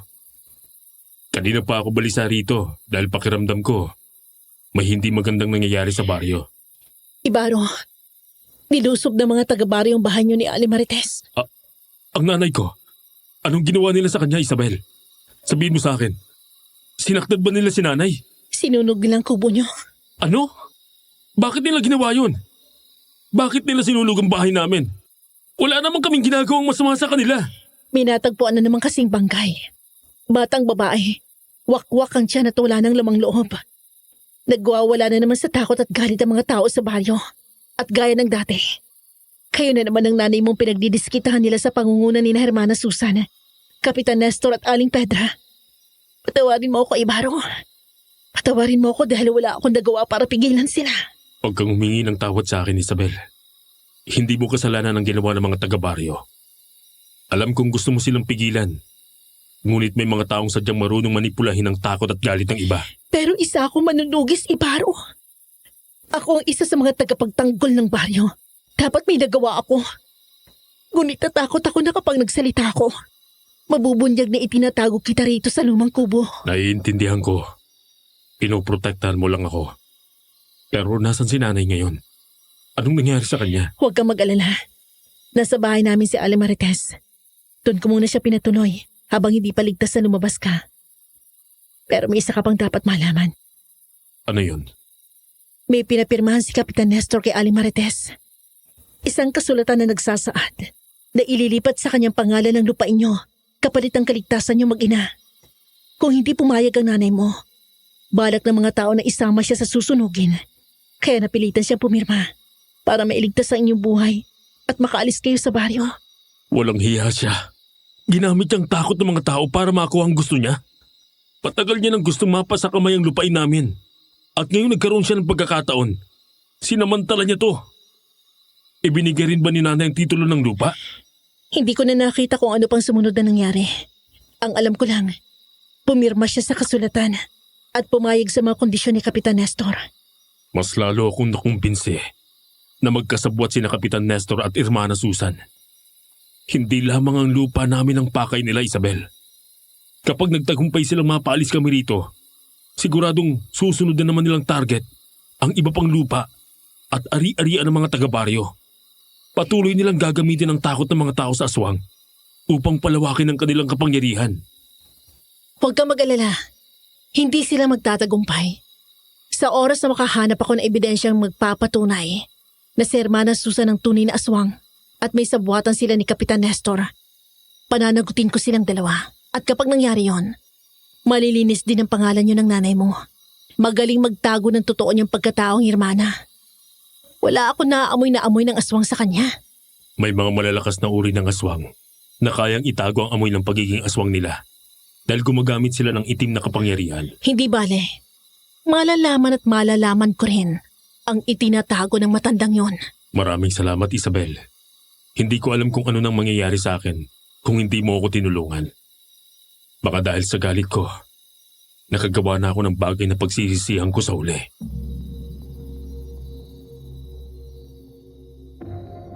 Nagulat ako nang biglang hawakan ni Ibaro ang mga kamay ko at masuyo iyong hinaplos. Noong mga sandaling yon, Miss Ligaya, naramdaman ko ang unti-unting pagbagsak ng mga pader na matagal nang itinayo sa mga puso namin. Yung matigas kong panlabas na anyo bilang isang palaban na manunugis, tuluyang natunaw sa harap ng lalaking itinuturing ng lahat na isang halimaw. Ang lihim naming paghanga sa isa't isa na matagal na naming itinago, simula ng mga bata pa kami, ay tuluyan na naming inamin nung araw na yon.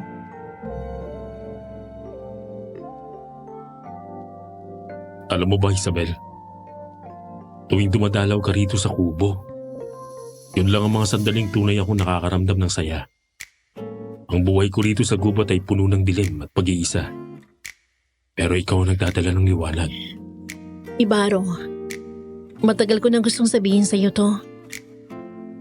Bago ko pa man nalaman ang sekreto mo, matagal na kita hinahangaan. Nung mga bata pa tayo at nakakita kita sa bukid kasama ang tatay mo, may special na ako nararamdaman para sa iyo. Ang totoo, may crush ako sa iyo noon pa man. Talaga? Akala ko noon, naiilang ka lang sa akin. Dahil palagi akong tahimik at umiiwas sa mga tao sa baryo. Hindi ko inakalang ganun pala ang nararamdaman mo. Hindi ako naiilang sa iyo noon. At lalo hindi ako natatakot sa kung ano ka ngayon. Hindi ko rin akalaing mahuhulog ang loob ko sa isang taong tinatawag nilang halimaw. Ayoko na itago ang tunay kong nararamdaman. Kaya kita dinala rito at itinago dahil ayoko may mangyari masama sa iyo. Mahalaga ka sa akin, Ibaro. Ayoko mapahamak ka. Pero mapanganib na mahalin ang isang tulad ko, Isabel. Maaari kang husgahan ng mga tao sa baryo. Mawawalan sila ng tiwala sa iyo bilang manunugis. At higit sa lahat, maaari kang mapahamak kung sakaling mawalan ako ng kontrol sa sarili ko. Mas natatakot ako mawala ka kaysa sa anuman sasabihin ng buong baryo tungkol sa akin, Ibaro. Ano man ang mangyari, hindi kita iiwan. Ipagtatanggol kita laban sa kanila. at maging sa sino mang kampo ng kadiliman na magtatangkang saktan ka. Nangangako ako sa iyo, Isabel. Poprotektahan din kita habang ako'y nabubuhay. Kung kailangan kong labanan ng mismong sumpang dumadaloy sa aking katawan, gagawin ko para sa iyo. At ako naman, mangangako mananatili sa tabi mo. Sabay nating haharapin ang anumang pagsubok na darating. Hindi mo kailangan harapin ang lahat ng mag-isa, Ibaro. Nandito ako para sa'yo. Salamat, Isabel. Sa unang pagkakataon matapos ang napakahabang panahon, pakiramdam ko, mayroon akong dahilan upang lumaban at mabuhay. At hanggat magkasama tayo, palagi mong maaalala na hindi ka isang halimaw. Isa kang taong marunong magmahal at magsakripisyo para sa iba. Pero teka, buti na lang hindi ka nag-anyong aswang ngayong gabi. Malalim ng gabi kaya nag-aalala rin ako. Kanina, pero buti napigilan ko. Tuwing kabilugan lang naman ng buwan nawawala ang kontrol ko sa pagiging aswang ko. Pero kapag ordinaryong araw, kaya ko naman itong labanan.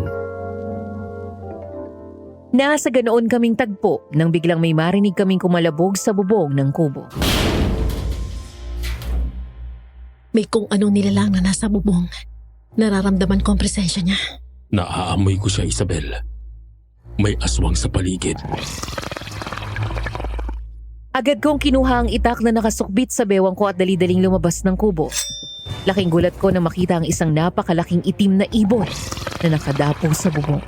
At nang makita niya ako, nagmamadali itong lumipad palayo. At pagbalik ko sa loob ng kubo, May ibon. May malaking itim na ibon na nakatapos sa bubong ng kubo. At hindi yun ordinaryong ibon. Isa yung aswang Ibaro. Mukhang nahanap niya na ako, Isabel. Sa tingin ko, siya ang aswang na yon. Si Hermana Susan. Paano kanya nahanap? Wala naman ako ibang pinagsabihan. Bukod sa akin, si Rakim lang ang nakakaalam. Posible kayang may kinalaman si Rakim kung bakit nalaman ang aswang na yon. Kung nasan ako. Hindi pa tayo sigurado dyan. Pero ngayong alam niya na kung nasan ka, hindi ka naligtas dito. Kailangan kitang ilipat ng ibang pagtataguan. Hindi na kailangan. Hindi ako natatakot sa kanya. Kaya ko siyang harapin at labanan. Ang inaalala ko, baka sabihin niya sa mga taga-baryo na nandito ka kapag nangyari yon. Baka sugurin ka nila rito kasama mga kasamahan ko manunugis. Huwag mo akong alalahanin, Isabel. Kaya kong ipagtanggol ang sarili ko.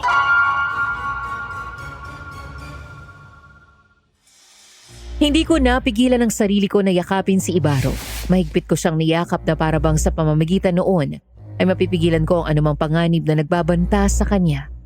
Naramdaman ko ang tibok ng kanyang puso at ang init ng kanyang katawan.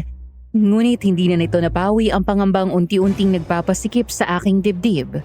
Kahit pilit niyang ipinapakita na kaya niyang harapin ang lahat, alam kong hindi siya invincible. At sa mga sandaling iyon, wala akong ibang hinihiling kundi ang manatili siyang ligtas. Nasa ganun kaming tagpo nang bigla kaming napalingon nang marinig namin ang isang pamilyar na boses mula sa may pinto. Anong ibig sabihin nito? Rakim? Matapos ninyong traidore ng mga kabaryo natin? Ngayon makikita ko nakayakap ka na naman sa alimaw na yan? Naiibang ka na ba talaga, Isabel? Wala kaming ginagawang masama ni Isabel, Rakim. Hindi siya traidor na tulad ng iniisip mo. Manahimik ka, alimaw! Huwag mo kong kakausapin! At ikaw naman, Isabel, hindi ko akalain na ang babaeng minahal ko ay mas pipiliin pa ang isang salot na aswang kesa sa kapwa niya manunugis. Mahal mo ako, Rakim? Matagal na, Isabel. Mula pa noong mga bata tayo. May pagtingin na ako sa'yo. Pero hindi ko inasahan na sa isang aswang ka pala magkakagusto at hindi sa isang normal na tao na tulad ko.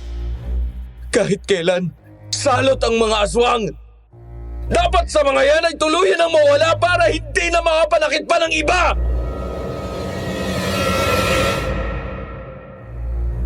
Nanlaki ang mga mata ko nang itutok ni Rakim ang hawak niyang baril kay Ibaro. Agad akong kinabahan dahil alam kong pilak na bala ang nakalagay rito. Isang uri ng bala na maaaring ikamatay ni Ibaro. Rakim! Ibaba mong baril mo!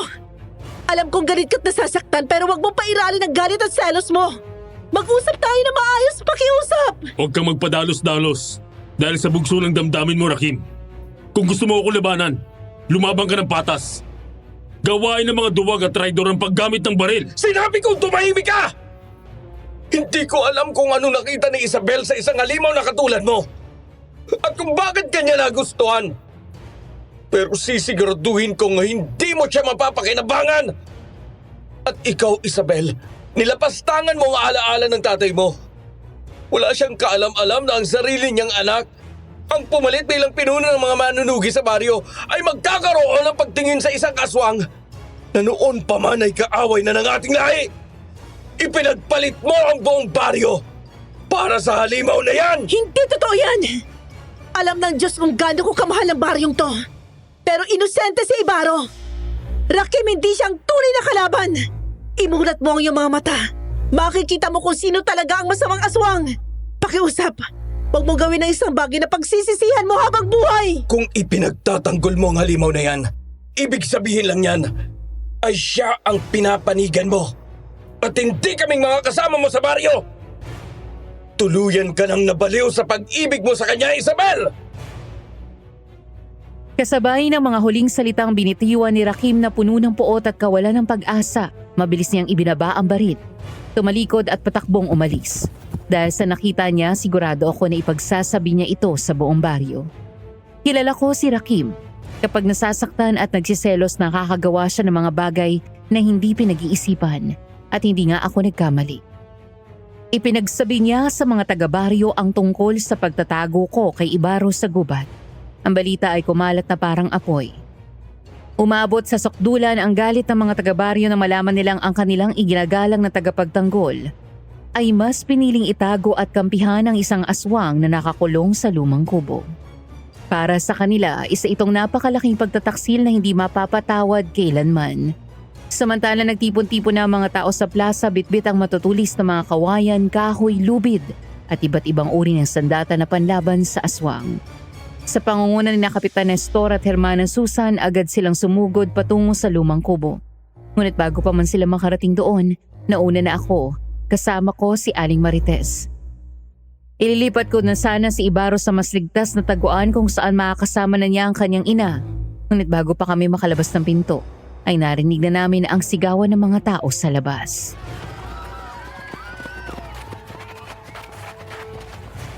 Diyan lang pala nagtatago ang aswang. Sugurin natin! Magtatago ka pa, ngayon booking ka na! Dito ka lang pala nagtatago, Ibaro! Akala mo siguro hindi ka namin matatagpuan, ano? Anong ibig sabihin nito, Kapitan? Hindi ba't pumirma na ako sa kasulatan kapalit ng pag-alis namin ng anak ko? Ano't ikaw pang nangunguna sa pagsugod ng mga tao rito? At totoo ka naman. Alam mo, Marites, hindi ko na mapipigilan ang galit ng mga tao laban sa inyo. Lalo na sa anak mo. Kaya pasensyahan na lang tayo. Kailangan nyo magbayad ng mag-ina dahil sa pagpatay na ginagawa nyo sa ating baryo. Oo, tama yan. Wala kang isang salita, Kapitan. Wala kang kwentang tao. Tamang anak ko. Ginagamit ninyo ni Hermana Susan ang takot at galit ng mga tao para sa sarili ninyong interes. Napakasama ninyo! Anong sinasabi mo, Marites? Hindi ka ba kinikilabutan sa mga kasinungalingan mo? Sus Mariosep, patawarin ka nawa ng Diyos! Ano ba ang hinihintay ninyo? Mga manunugis! Dakpin ang maginang yan! Sila ang nagdadala ng sumpa at kamalasan sa ating mahal na baryo! Dalhin sila sa plaza at doon sila parusahan! Hindi kami sasama sa inyo! Wala kaming kasalanan ng nanay ko! Tigil ako! Ibaro! Anong ginawa mo sa kanya, Rakim? Laking gulat ko na makita kong bigla na lamang tinurukan ni Rakim si Ibaro sa braso. Hindi ko man lang namalayan kung paano siya nakalapit. Maya-maya nang hina si Ibaro dahil sa kung anumang gamot ang itinurok sa kanya. Ibaro anak! Anong ginawa mo sa kanya? Ano itinurok mo sa kanya, Rakim? Bakit bigla siya nanghina? Pasensya ka na. Pampahina lang ang itinuro ko sa kanya. Ginagamit natin yan sa panghuhuli at pagtugis ng mga aswang, di ba? O nakakalimutan mo na? Mukhang unti-unti mo nang nakakalimutan ang pagiging manunugis mo, Isabel. Dahil lamang sa lalaking ito. Napakalaki ng tiwala ng tatay mo at ng buong baryo sa'yo. Pero mas pinili mo pang maging kakampi ng kampo ng dilim. Nakakahiya ka, Isabel! Kinakampihan ko siya dahil alam kong wala siyang kasalanan. Wala siyang ginagawang masama. Anong pruweba niyo na ang mag-ina mga aswang na pumatay sa bata? Samantalang narito si Ibaro sa kubot na kakadena? Hindi siya basta makakalabas dahil nilagyan ko ng asin at insenso ang palibot ng kubo. At kung si Aling Marites naman ang tinutukoy niyo, hindi siya aswang. Si Ibaro lamang ang aswang. Isinumpa siya maging aswang, ngunit hindi siya nananakit at kumakain ng tao. Mabait si Ibaro. Hindi siya masamang aswang! Huwag kayong maniwala sa babaeng yan, mga kasama! Nalaso na ng kasamaan ng kanyang isip! Kaya patuloy niyang ipinagtatanggol ang maginang yan! Dakpintin niyo siya! Isa siyang traidor na manunugis na mas pinili pa ang isang aswang kesa sa kaligtasan ng ating baryo! Isabel, huwag niyong idamay siya dito. Wala siyang ginagawang masama. Dalhin silang lahat sa plaza. Ngayong araw, aharap sila sa paglilitis. Lilitisin natin ang mga halimaw at ang nagtaksil sa ating baryo. Wala silang dapat asahang awa mula sa atin dahil walang kapatawaran ang kanilang ginawa. Tara mga kasama!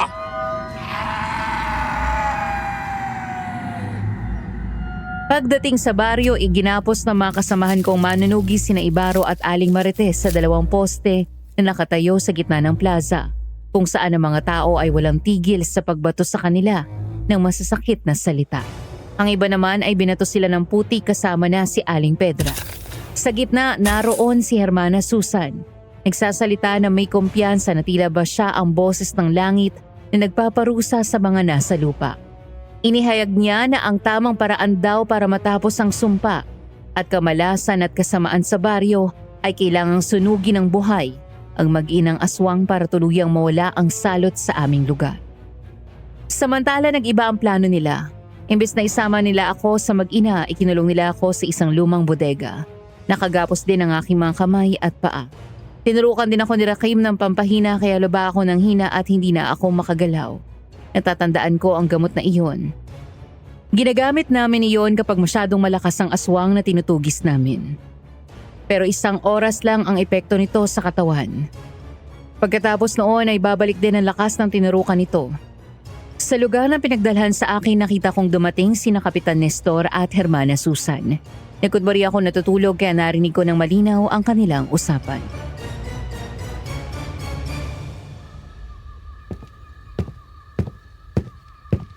Sigurado ka ba na walang makakarinig sa atin dito, Susan? Baka may makaabansin na umalis tayo sa plaza at hanapin tayo ng mga tao. Huwag kang mag-alala, Nestor. Ang mga taga-baryo ay abala sa panghuhusga sa magina at sa paghahanda para sa pagsunog sa kanila mamaya. At saka, walang makakarinig sa atin dito. Itong gagang Isabel na to, tulog naman dahil siya itinurok na pangpahina sa kanya ni Rakim. Kaya pwede tayong mag-usap dito. Sa wakas, matutupad na rin ang plano natin. Kapag wala nang mag-inang aswang na yon, wala nang hahadlang sa mga susunod nating plano dito sa baryo. Tama ka, Nestor. Sa wakas, mapapasatin na rin ang lahat ng malalawak na lupain nila na matagal na nating gustong makuha. Napakadaling putuin ang mga tao rito. Konting kwento lang tungkol sa aswang at paninira. Handa silang pumatay para sa atin ng walang pag-aalinlangan. Yan ang kapangyarihan ng takot, Nestor. Hanggat naniniwala silang may halimaw, hindi nila mapapansin na tayo ang dahan-dahang kumakamkam ng mga lupain at ari-arian nila rito sa baryo. At paano naman ang babae yan? Anong gagawin natin sa kanya pagkatapos nating dispatchahin ang magina? Ano bang matapang ang anak na yan ni Carlito? Padali lang yan. Pagkatapos natin sa magina, sasabihin natin sa mga tao na si Isabel ay tuluyan ng sinapian ng demonyo. Kaya kailangan na rin siyang patayin.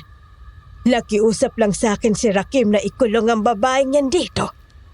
Pero pasasaan ba? At susunod na rin siya sa magina. Wala talagang makakatalo sa tandem nating dalawa, Hermana Susan. malapit nang mapa sa atin ang buong baryo.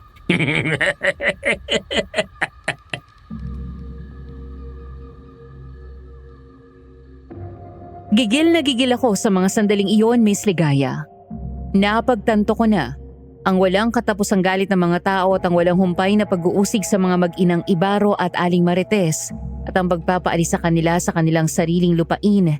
At ngayon ay ang planong pagpatay sa kanila sa pamamagitan ng pagsunog ng buhay, lahat ng yun ay hindi pala para sa katarungan o kaligtasan ng baryo. Kasakayman at kapangyarihan ang tunay na dahilan sa likod ng wad na pamumuno ni Kapitan Nestor at wad na kabanala naman na ipinapakita ni Hermana Susan. Sila ang tunay na mga halimaw sa baryo, hindi si Ibaro. Nang lumabas ng bodega si Hermana Susan at naiwan na lamang doon si Kapitan Nestor, saka ako nagmulat ang aking mga mata at kinumpronta siya.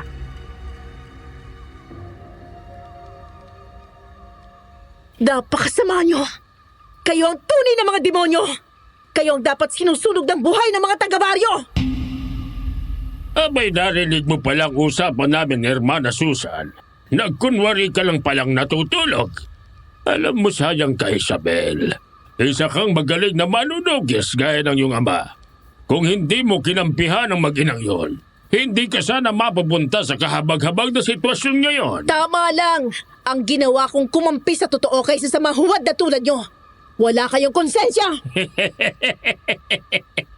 Kahit anong sabihin mo, hindi na ako tatablan yan. Mas mahalaga sa akin ang mga mapapakinabangan ko sa baryong ito kaysa makinig sa mga walang kwenta mong sinasabi. Ang dumi ng budhi mo, Kapitan Nestor. Ginamit mong takot ng mga tao sa aswang para lang sa sarili mong interes. Kasuklam-suklam ka! Napakadali lang kasing paikutin ng mga tao rito. Sa tuwing may magsasaka o pamilyang gusto kong palayasin, nagpapakalat lang ako ng maling chismis na may sumpa o aswang sila para matakot at magalit ang mga tao sa kanila. At nagtatagumpay naman ako, hindi ba? Kaya mo pinag-initan ng mag-ina dahil sa malawak na lupang sakahan nila na matagal mo nang gustong makuha at pagkakitaan, hindi ba? Napakaganid mo! Tama ka, Isabel. At galit na galit din kami sa mga taong kumakalaban sa mga ganid na tulad namin. At alam mo ba kung sino ang kauna-unahang nagtangka na umadlang sa mga plano namin? Walang iba kundi ang tatay mong si Carlito. Kung ganon, totoo ang sinabi ni Lolo Enteng. Hindi natakot sa amin ang tatay mo noon. Kahit binalaan na namin siya. Masyado siyang naging bayani para sa mga taga-baryo. Kaya kinailangan ko na siyang patahimikin ng permanente. Pinatay ko siya. Ikaw? Ikaw ang pumatay sa tatay ko? Hindi pala totoo ang lahat ng sinabi niyo. Akala ko na aksidente siya pinatay ng aswang. Pero ang totoo, ikaw palang pumatay sa kanya. Napakawalang hiya mo! Naalala ko pa kung ano ang nangyari noong gabing iyon. Itigil mo na ang ginagawa ninyo ni Hermana Susan, Kapitan. Kung ayaw ninyong malaman ng mga taga-baryo ang mga kalokohan ninyo. Bakit hindi ka nalang makisama, Carlito? Huwag mo na kaming pakialaman sa ginagawa namin. Ang intindihin mo ay ang pagiging pinuno ng mga manunugis. Kung gusto mo, kapalit ng iyong pananahimik ay bibigyan ka namin ng bahagi sa mga lupaing makukuha namin. Hindi ba't magandang alok yun, Carlito? Hindi ninyo ako kayang suhulan. Hindi ko ipagpapalit ang katotohanan sa kahit anumang yaman o lupain.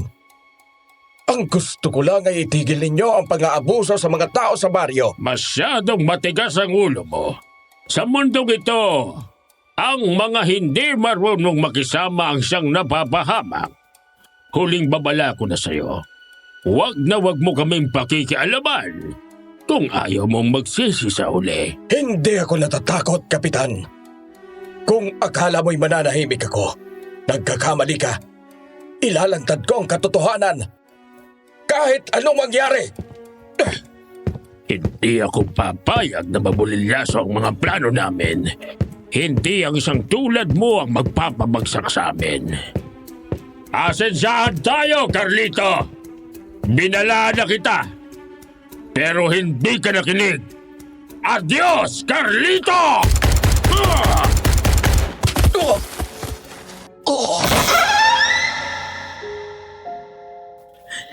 Hayop ka! Mamamatay tao ka, Kapitan! Hindi kita mapapatawad! Pagbabayaran mo ginawa mo sa tatay ko, demonyo ka! Wala ka nang magagawa, Isabel. Tulad ng tatay mo, masyado kang pakialamera. Kaya malapit ka nang sumunod sa kung saan man siya naroroon ngayon. Pero bago kita ihatid sa uling hantungan, papakinabangan muna kita. Tayong dalawa lang ang nandito ngayon. Kaya pagkakataon ko na ito para matikman kita. Matagal na kitang pinagpapantasyahan, Isabel. Kaya pagsasawaan muna kita bago kita patayin. Napakawalang hiya mo talaga, demonyo ka! Bitawan mo ako! Bastos ka! Bitawan mo ako!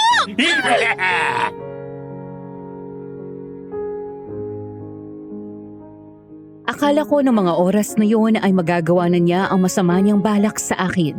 Ngunit nagulat na lamang ako nang biglang may pumalo sa ulo niya habang nakadagan siya sa akin. Dahil sa lakas ng pagkakapalo na wala na malay si Kapitan Nestor at bumagsak ang kanyang katawan sa sahig. Sarah, mabuti tumating ka. Pakawalan mo ako rito, pakiusap. May nakita kasi ako mga kahina-hinalang tao dito malapit sa bodega. Kaya naparito ako. Pagkatapos, nakita kong dumating sina Kapitan Nestor at Hermana Susan. Hindi agad ako umalis dahil may kutob akong may masamang nangyayari. Kaya nagbatyag muna ako. Nang umalis si Hermana Susan at ang iba pang mga lalaki, pumasok ako sa loob. At dun ko nakitang ginagawa sa'yo ng manyaka sa kapitan na yan. Mabuti na nga lang. At nakahanap ako ng kahoy na pamalo. Bilisan mo, Sarah. Baka may dumating pa. Kalagan mo na ako. Heto na. Kinakalag ko na. Ayan. Tanggal na. Tara na, Sarah. Kailangan natin magmadali. Kailangan natin iligtas sina Ibarra at Ali Marites. Balak nilang sunugin ang buhay ang mag-ina. Halika na. Pigilan natin sila hanggat hindi pa huling lahat.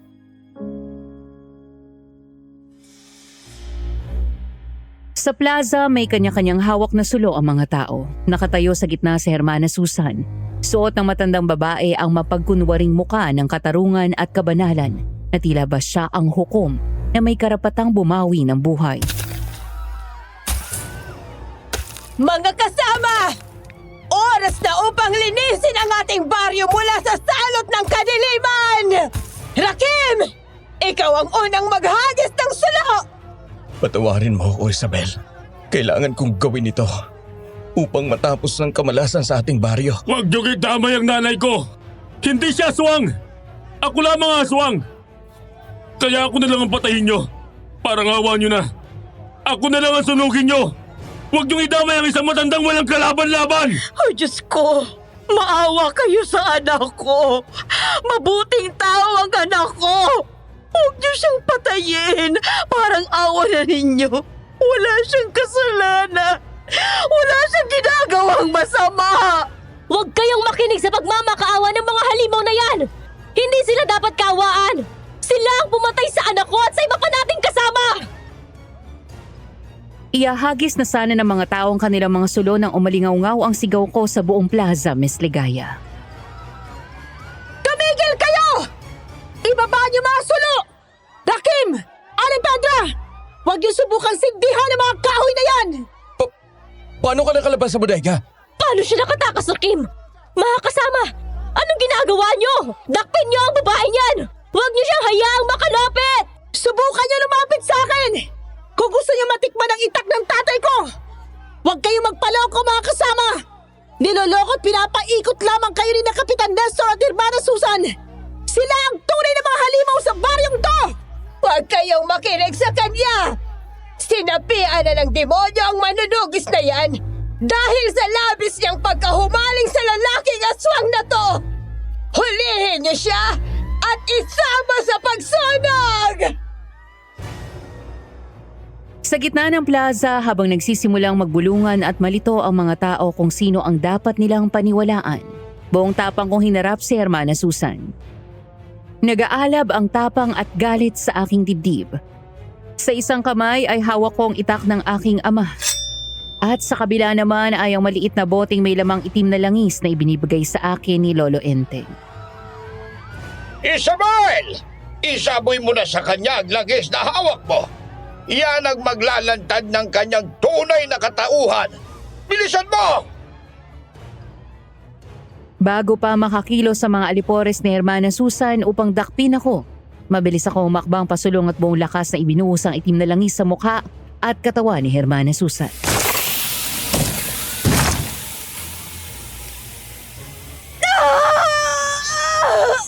Ano tong ibinuhos mo sa akin? Abdi! Para akong nasusunog! Ano tong ginawa mo sa akin? Makinig kayo sa akin mga kasama! Hindi sila Ibarot Aling Marites ang tunay na kalaban!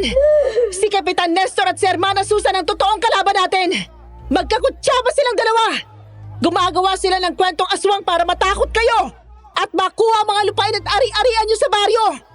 At ang magaling nating pinuno na si Kapitan Nestor, siya ang pumatay sa tatay ko! Inamin niya mismo sa akin na siya ang pumatay sa aking ama dahil ayaw niyang mabunyag sa buong baryo ang kanilang mga kalokohan! Kasinungalingan! Huwag kayong maniniwala sa kanya! Isang baliw ang babaeng yan! Pinoprotektahan niya lang ang mga halimaw na yan! Ang bilis mo nakahabol dito, Kapitan, ha? Talagang masamang damo ka. Oh! Nandito na pala magaling yung kapitan! Namuntik na akong pagsamantalahan kanina! Buti na lang! Iniligtas ako ni Sarah! Ano? Anong ginawa mo kay Isabel, Kapitan? Muntik ng pagsamantalahan ng manyakas na kapitan na yan si Isabel kanina sa lumang bodega. Rakim, mabuti na lang at dumating ako at hindi natuloy ang masamang balak ng matandang yan. Hindi totoo yan, Rakib! Huwag kang makinig sa kanila! Itapon mo na ang sulo at sunugin ang mag-ina ngayon din! Ang sakit! Hindi ko na ito mapigilan, Nestor! Tulungan mo ako! Ang balat ko! Ang balat ko! Napupunit! Oh, Diyos ko! Hermana Susan! Ano nang nangyayari sa'yo? Bakit nagkakaganyan ang mukha mo? Tignan ninyo ang hermanang sinasampa ninyo. Pagpasdan ninyo ang taong pinaniniwalaan ninyong banal. Ang inorasyon ng langis na may halong abo ng palaspas na isinaboy sa kanya ang siyang magpapakita ng kanyang tunay na anyo. Ilabas mo ang tunay mong pagkatao, Susan!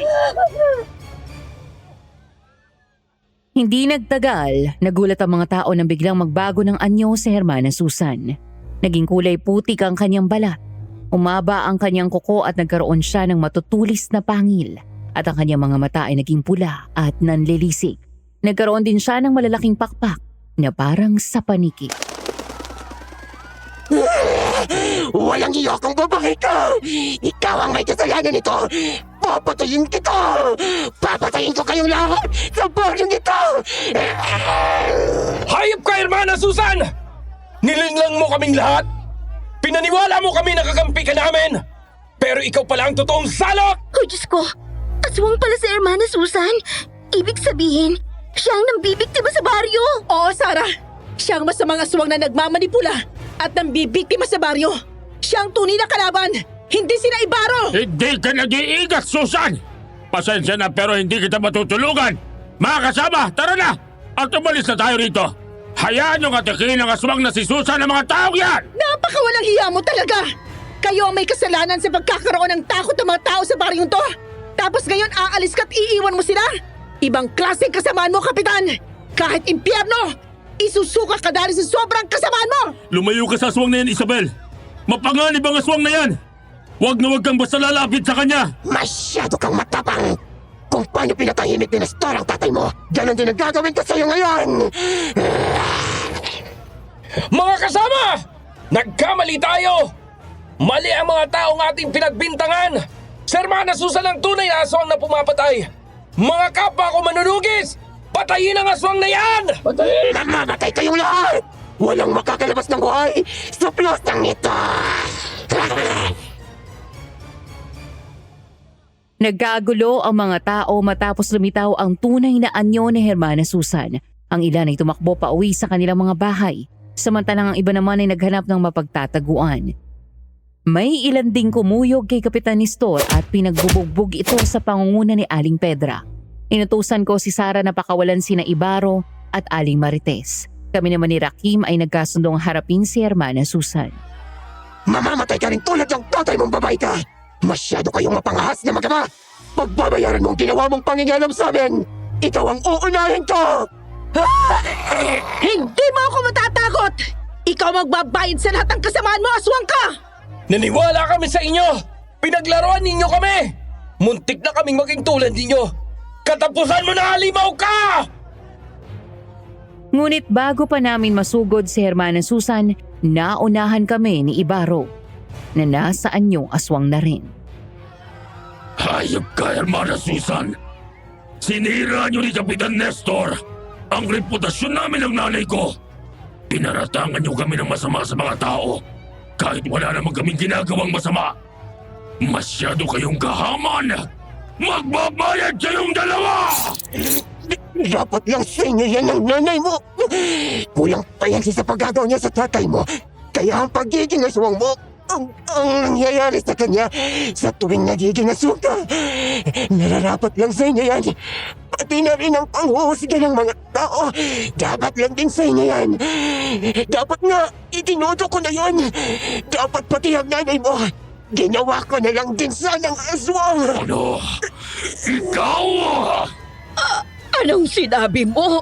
Ibig mong sabihin, ikaw si Marina? Ang kabit ng asawa ko? Ako nga si Marina, ang magkukulam na aswang na naging kabit ng asawa mo. Nagpalit ako ng pangalan at itsura para walang makakilala sa akin. Ako ang nagbigay ng sumpa sa anak mo dahil iniwan ako ni Ricardo at bumalik siya sa inyong magina. Siyempre, hindi ako papayag na magiging masaya kayong pamilya habang ako ay nagdurusa. Kaya ang gusto ko ay magdusa rin kayo. Damay-damay na to. Kaya sinumpa ko ang anak nyo. Magkadugtong ang pagiging aswang niya at ang buhay mo.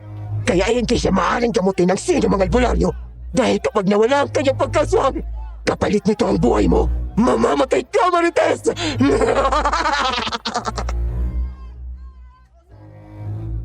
Hindi kami makapaniwala sa lahat ng aming nalaman, Miss Ligaya. Si Hermana Susan pala ang mangkukulam at kabit ng asawa ni Aling Marites na siyang nagbigay ng sumpa kay Ibaro. Bukod sa pagiging aswang, iyon pala ang kanyang pinakatatagong sikreto. Hayop ka! Sinira mo ang buhay naming mag-ina! Inagaw mo na nga ang asawa ko noon! Pati ang buhay ng anak ko ay sinira mo rin! Anong klaseng tao ka? Hindi ka nga pala tao! Isa kang halimaw! Bagay na bagay sa'yo ang anyo mong yan dahil masahol ka pa sa demonyo! Walang kapatawaran ang ginawa mo sa pamilya ko! Walang hiya ka. Ikaw palang nagsumpa sa akin. Kaya ako naging aswang. Napakasama mo. Dapat ka lang mamatay! Dahil sa matinding galit, sinakmal ni Ibaro sa leeg si Hermana Susan. Napasigaw ang aswang sa tindi ng sakit, ngunit agad itong nakaganti. Sinakal niya si Ibaro at saka marahas na ibinalibag sa lupa. Ibaro, anak! Ibaro! Huwag ka mag-alala! Ako nga harap sa kanya! At ano naman ang gagawin mo, manunugis? Gagamitin mo sa akin ang walang kwenta mong itak? Hindi ako tatablan yan! Gamitin mo na sa kanya ang halamang gamot na ibinigay ko sa iyo, Isabel. Kailangan mong maipakain sa kanya ang halamang yon dahil yun ang papatay sa kanya. Ngunit magagawa mo lamang ito kapag nanghina siya. Kaya sabuyan mo siyang muli ng itim na langis. Ginawa ko ang sinabi ni Lolo Enteng. Muli kong sinabuyan ng itim na langis ang aswang. Napasigaw naman ito sa sakit at unti-unting nanghina. Nang bumagsak siya sa lupa, sinamantala ko ang pagkakataong iyon upang maipasok sa kanyang bibig ang halamang gamot na may kakaibang amoy. Sa tingin ko, kahawig iyon ang halamang gamot na balbas pusa. Pilit kong ipinakain sa aswang halamang iyon hanggang sa tuluyan niya itong malunok. Maya-maya, nakita naming nagsimula ng bumula ang bibig nito. Anong itinakain mo sa akin? Isa yan sa mga halamang gamot na ako mismo ang nagtatanim. Kakaiba ang halamang yan. Dahil agwa bendita ang pinagdidilig ko riyan. Kaya sa lahat ng panlaban sa mga aswang na katulad mo, yan ang pinakamabisa. Hindi ba tumatalab na sa iyo, Susan?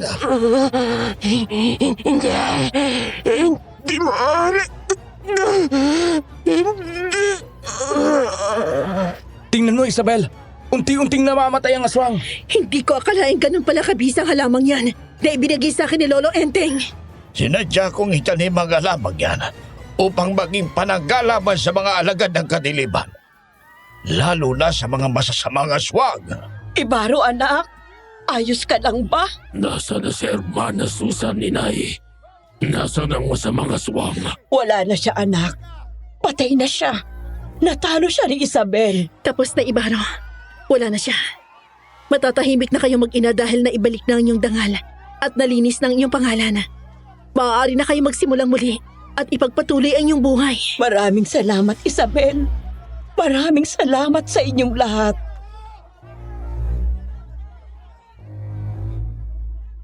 Di nagtagal, tuluyan na namatay ang aswang na si Hermana Susan.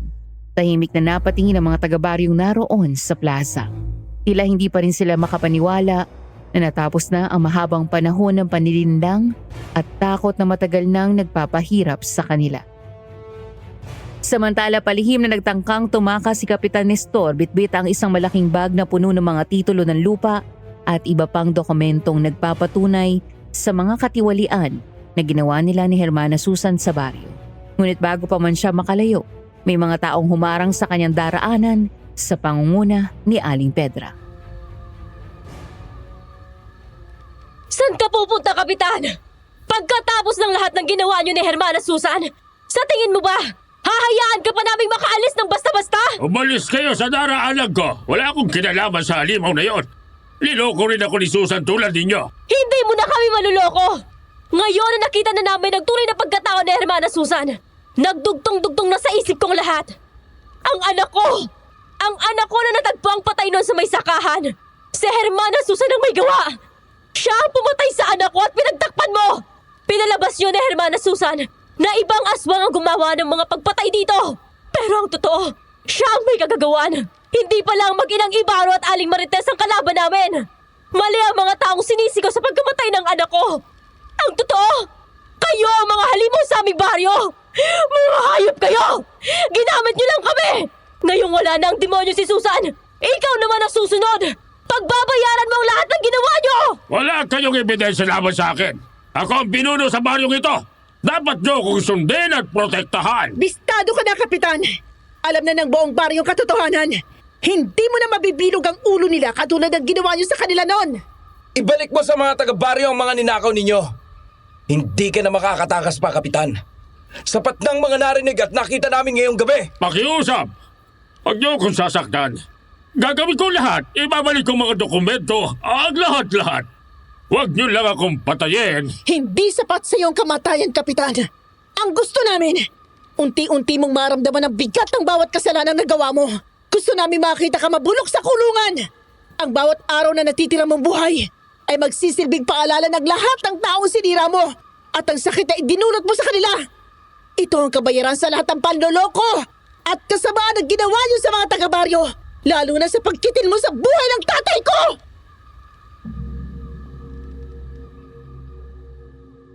Tulad ng aming inaasahan, nakulong si Kapitan Nestor at ang iba pang naging kasabwat nila ni Hermana Susan, maliban kina Rakim at Aling Pedra na tumulong sa pagkakadakip sa kanya.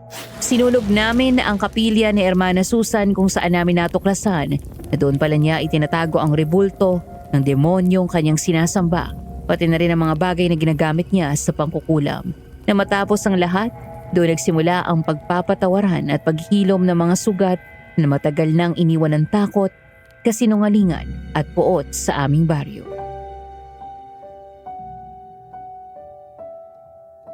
Patawarin mo ako, Ibaro. Patawarin niyo rin po ako, Aling Marites.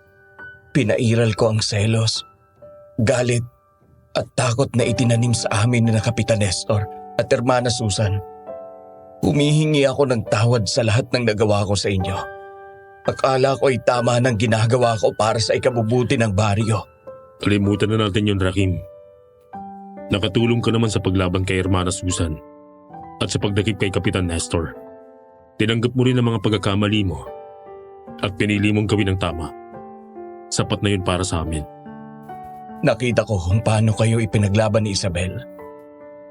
Lalo ka na, Ibaro. Doon ko napagtanto na dapat pala'y nakinig ako at nagtiwala sa kanya. Hindi sana kami naloko at nagamit ng mga tunay na halimaw. Nakita ko kung gaano ninyo kamahal ang isa't isa.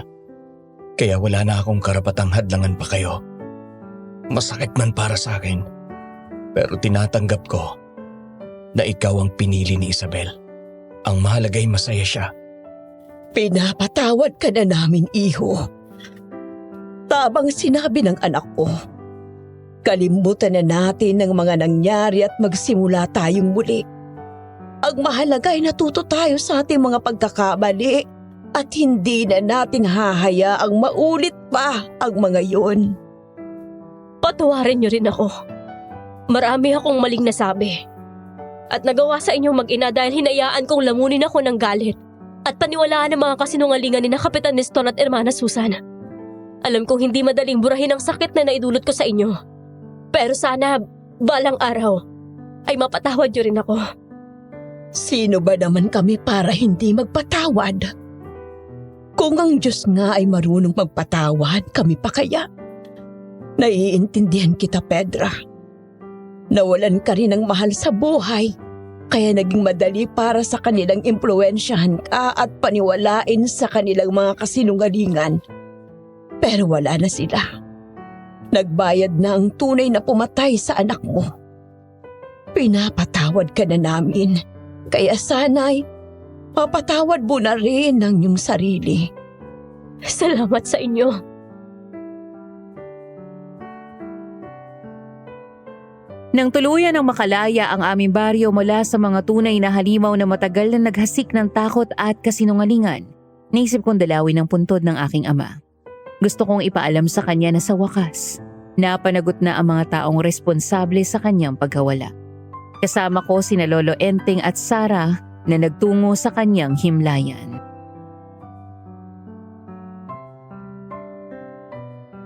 Lumabas na rin ang katotohanan, Tay. Sa wakas, nakamit mo ng hustisya. Para sa iyo at para sa lahat ng mga taong niloko nila sa baryo. Malaki rin ang utang na loob namin kay Lolo Enteng. Dahil kung wala ang mga binigay niyang pangontra, hindi ko matatalo ang aswang na si Ermana Susan. Nabawi na rin ng mga taga-baryo mga ari-ariang ninakaw ni Kapitan Nestor. Kabilang ng titulo ng lupa na pagmamay-ari ni na Ibaro. Matatahimik na rin sa wakas ang baryong ito. Carlito, ito naman talaga ang gusto mong mangyari noon, hindi ba? Nagawa namin yon sa tulong ng anak mo. Manang-mana sa iyo si Isabel. Pursigido at determinado. Kung nasan man ngayon si Mang Carlito, siguradong ipinagmamalaki ka niya, Isabel. Hindi ko rin naman magagawa ang lahat ng yun kung hindi mo ako tinulungan na makalabas sa bodega ng gabing yon. Salamat ulit, Sara. At pasensya ka na kung hindi ko agad nasabi sa iyo tungkol kay Ibaro. Naiintindihan ko, Isabel. Alam ko naman na noon pa man, may crush ka na kay Ibaro. Kaya mo nagawa ang lahat ng yun. At yung ginawa ko, maliit na bagay lang yun kumpara sa ginawa mo para sa kaligtasan naming lahat. Pero, sigurado ka na ba talaga sa desisyon mo? Oo, Sara. Tapos ang laban na matagal kong pinaglaban para sa tatay ko. Ngayon, panahon na para mabuhay naman ako para sa sarili ko. Para sa aking kinabukasan, mga pangarap, at sa kaligayahang matagal kong hinangad. Mamimiss kita rito, Isabel. Pero alam kong mas magiging masaya ka sa piling niya. Ano ka ba? Hindi naman ako mawawala eh. Doon lang naman ako titira sa gubat kasama sina Ibaro at Aling Marites. Palagi pa rin tayo magkikita rito sa baryo. Ang dami ng iyong kaligayahan, Isabel. Salamat po, Lolo Enteng.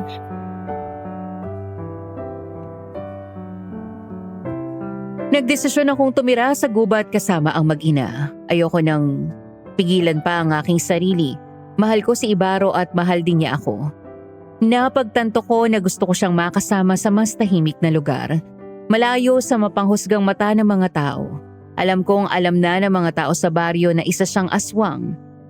May mga taong tumanggap at sumuporta sa aming relasyon ngunit hindi pa rin may iwasan na may mga nag-aalinlangan dahil sa kanyang pagiging aswang. Pero habang kasama niya ako, hindi ko hahayaan na muling maging mitsan ng takot ang kanyang pagiging aswang. Ako ang magiging tulay sa pagitan niya at mga normal na tao. Papatunayan namin na ang pag-ibig at kabutihan ay may kakayahang mapahinahon kahit pa ang pinakamabangis na nilalang.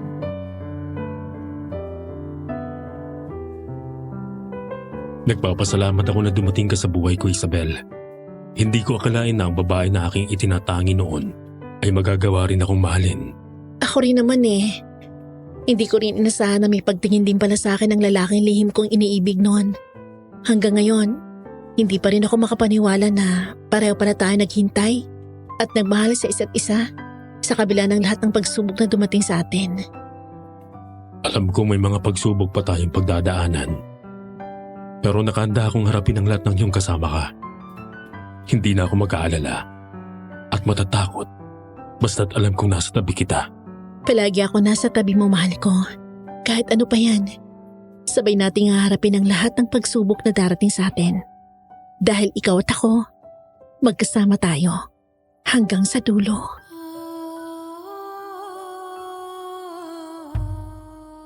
Sa ngayon, Miss Ligaya, masaya na kaming namumuhay ni Ibaro kasama ang aking biyanan na si Nanay Marites. Ikinasal na kami at binayaan ng 2 anak.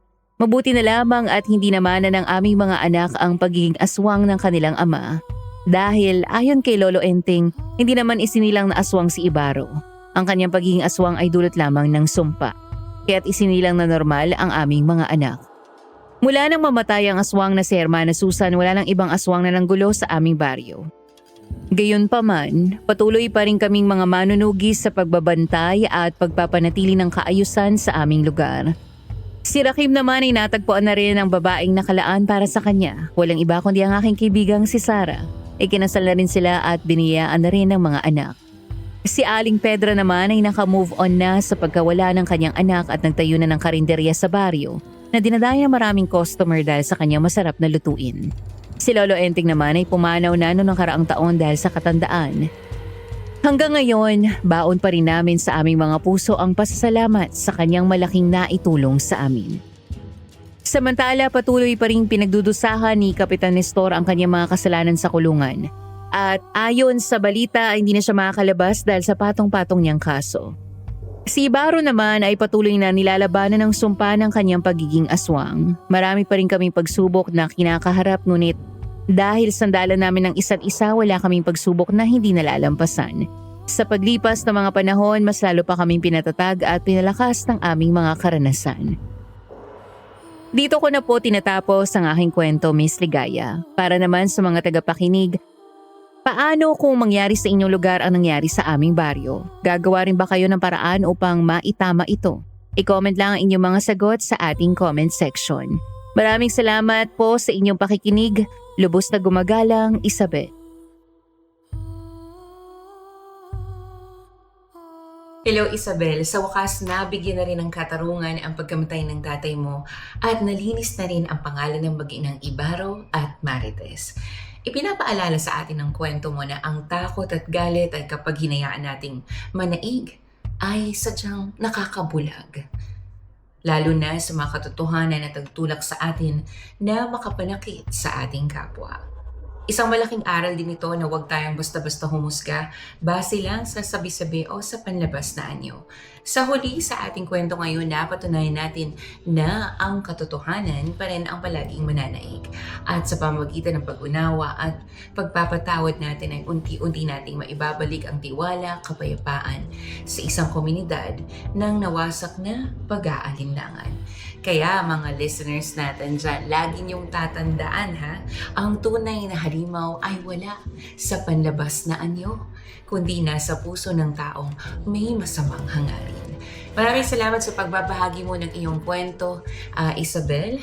At bago ako magpaalam, gusto ko lang mag-iwan ng paalala sa ating lahat ng mga listeners kung makakita kayo ng mga channel na gumagamit ng aming mga original na kwento. Please paki-report po natin ito at huwag natin silang suportahan. Kung hindi pa kayo nakasubscribe dito lang sa ating channel, make sure na i-hit ang notification bell at mag-subscribe ka na para sa ating mga susunod pang kwento. Muli, maraming salamat po sa inyong patuloy na pagtangkilik at pagsuporta. Dito lang yan sa ating channel, Aswang Confession. Ako po si Miss Ligaya. Kita-kinig tayo soon.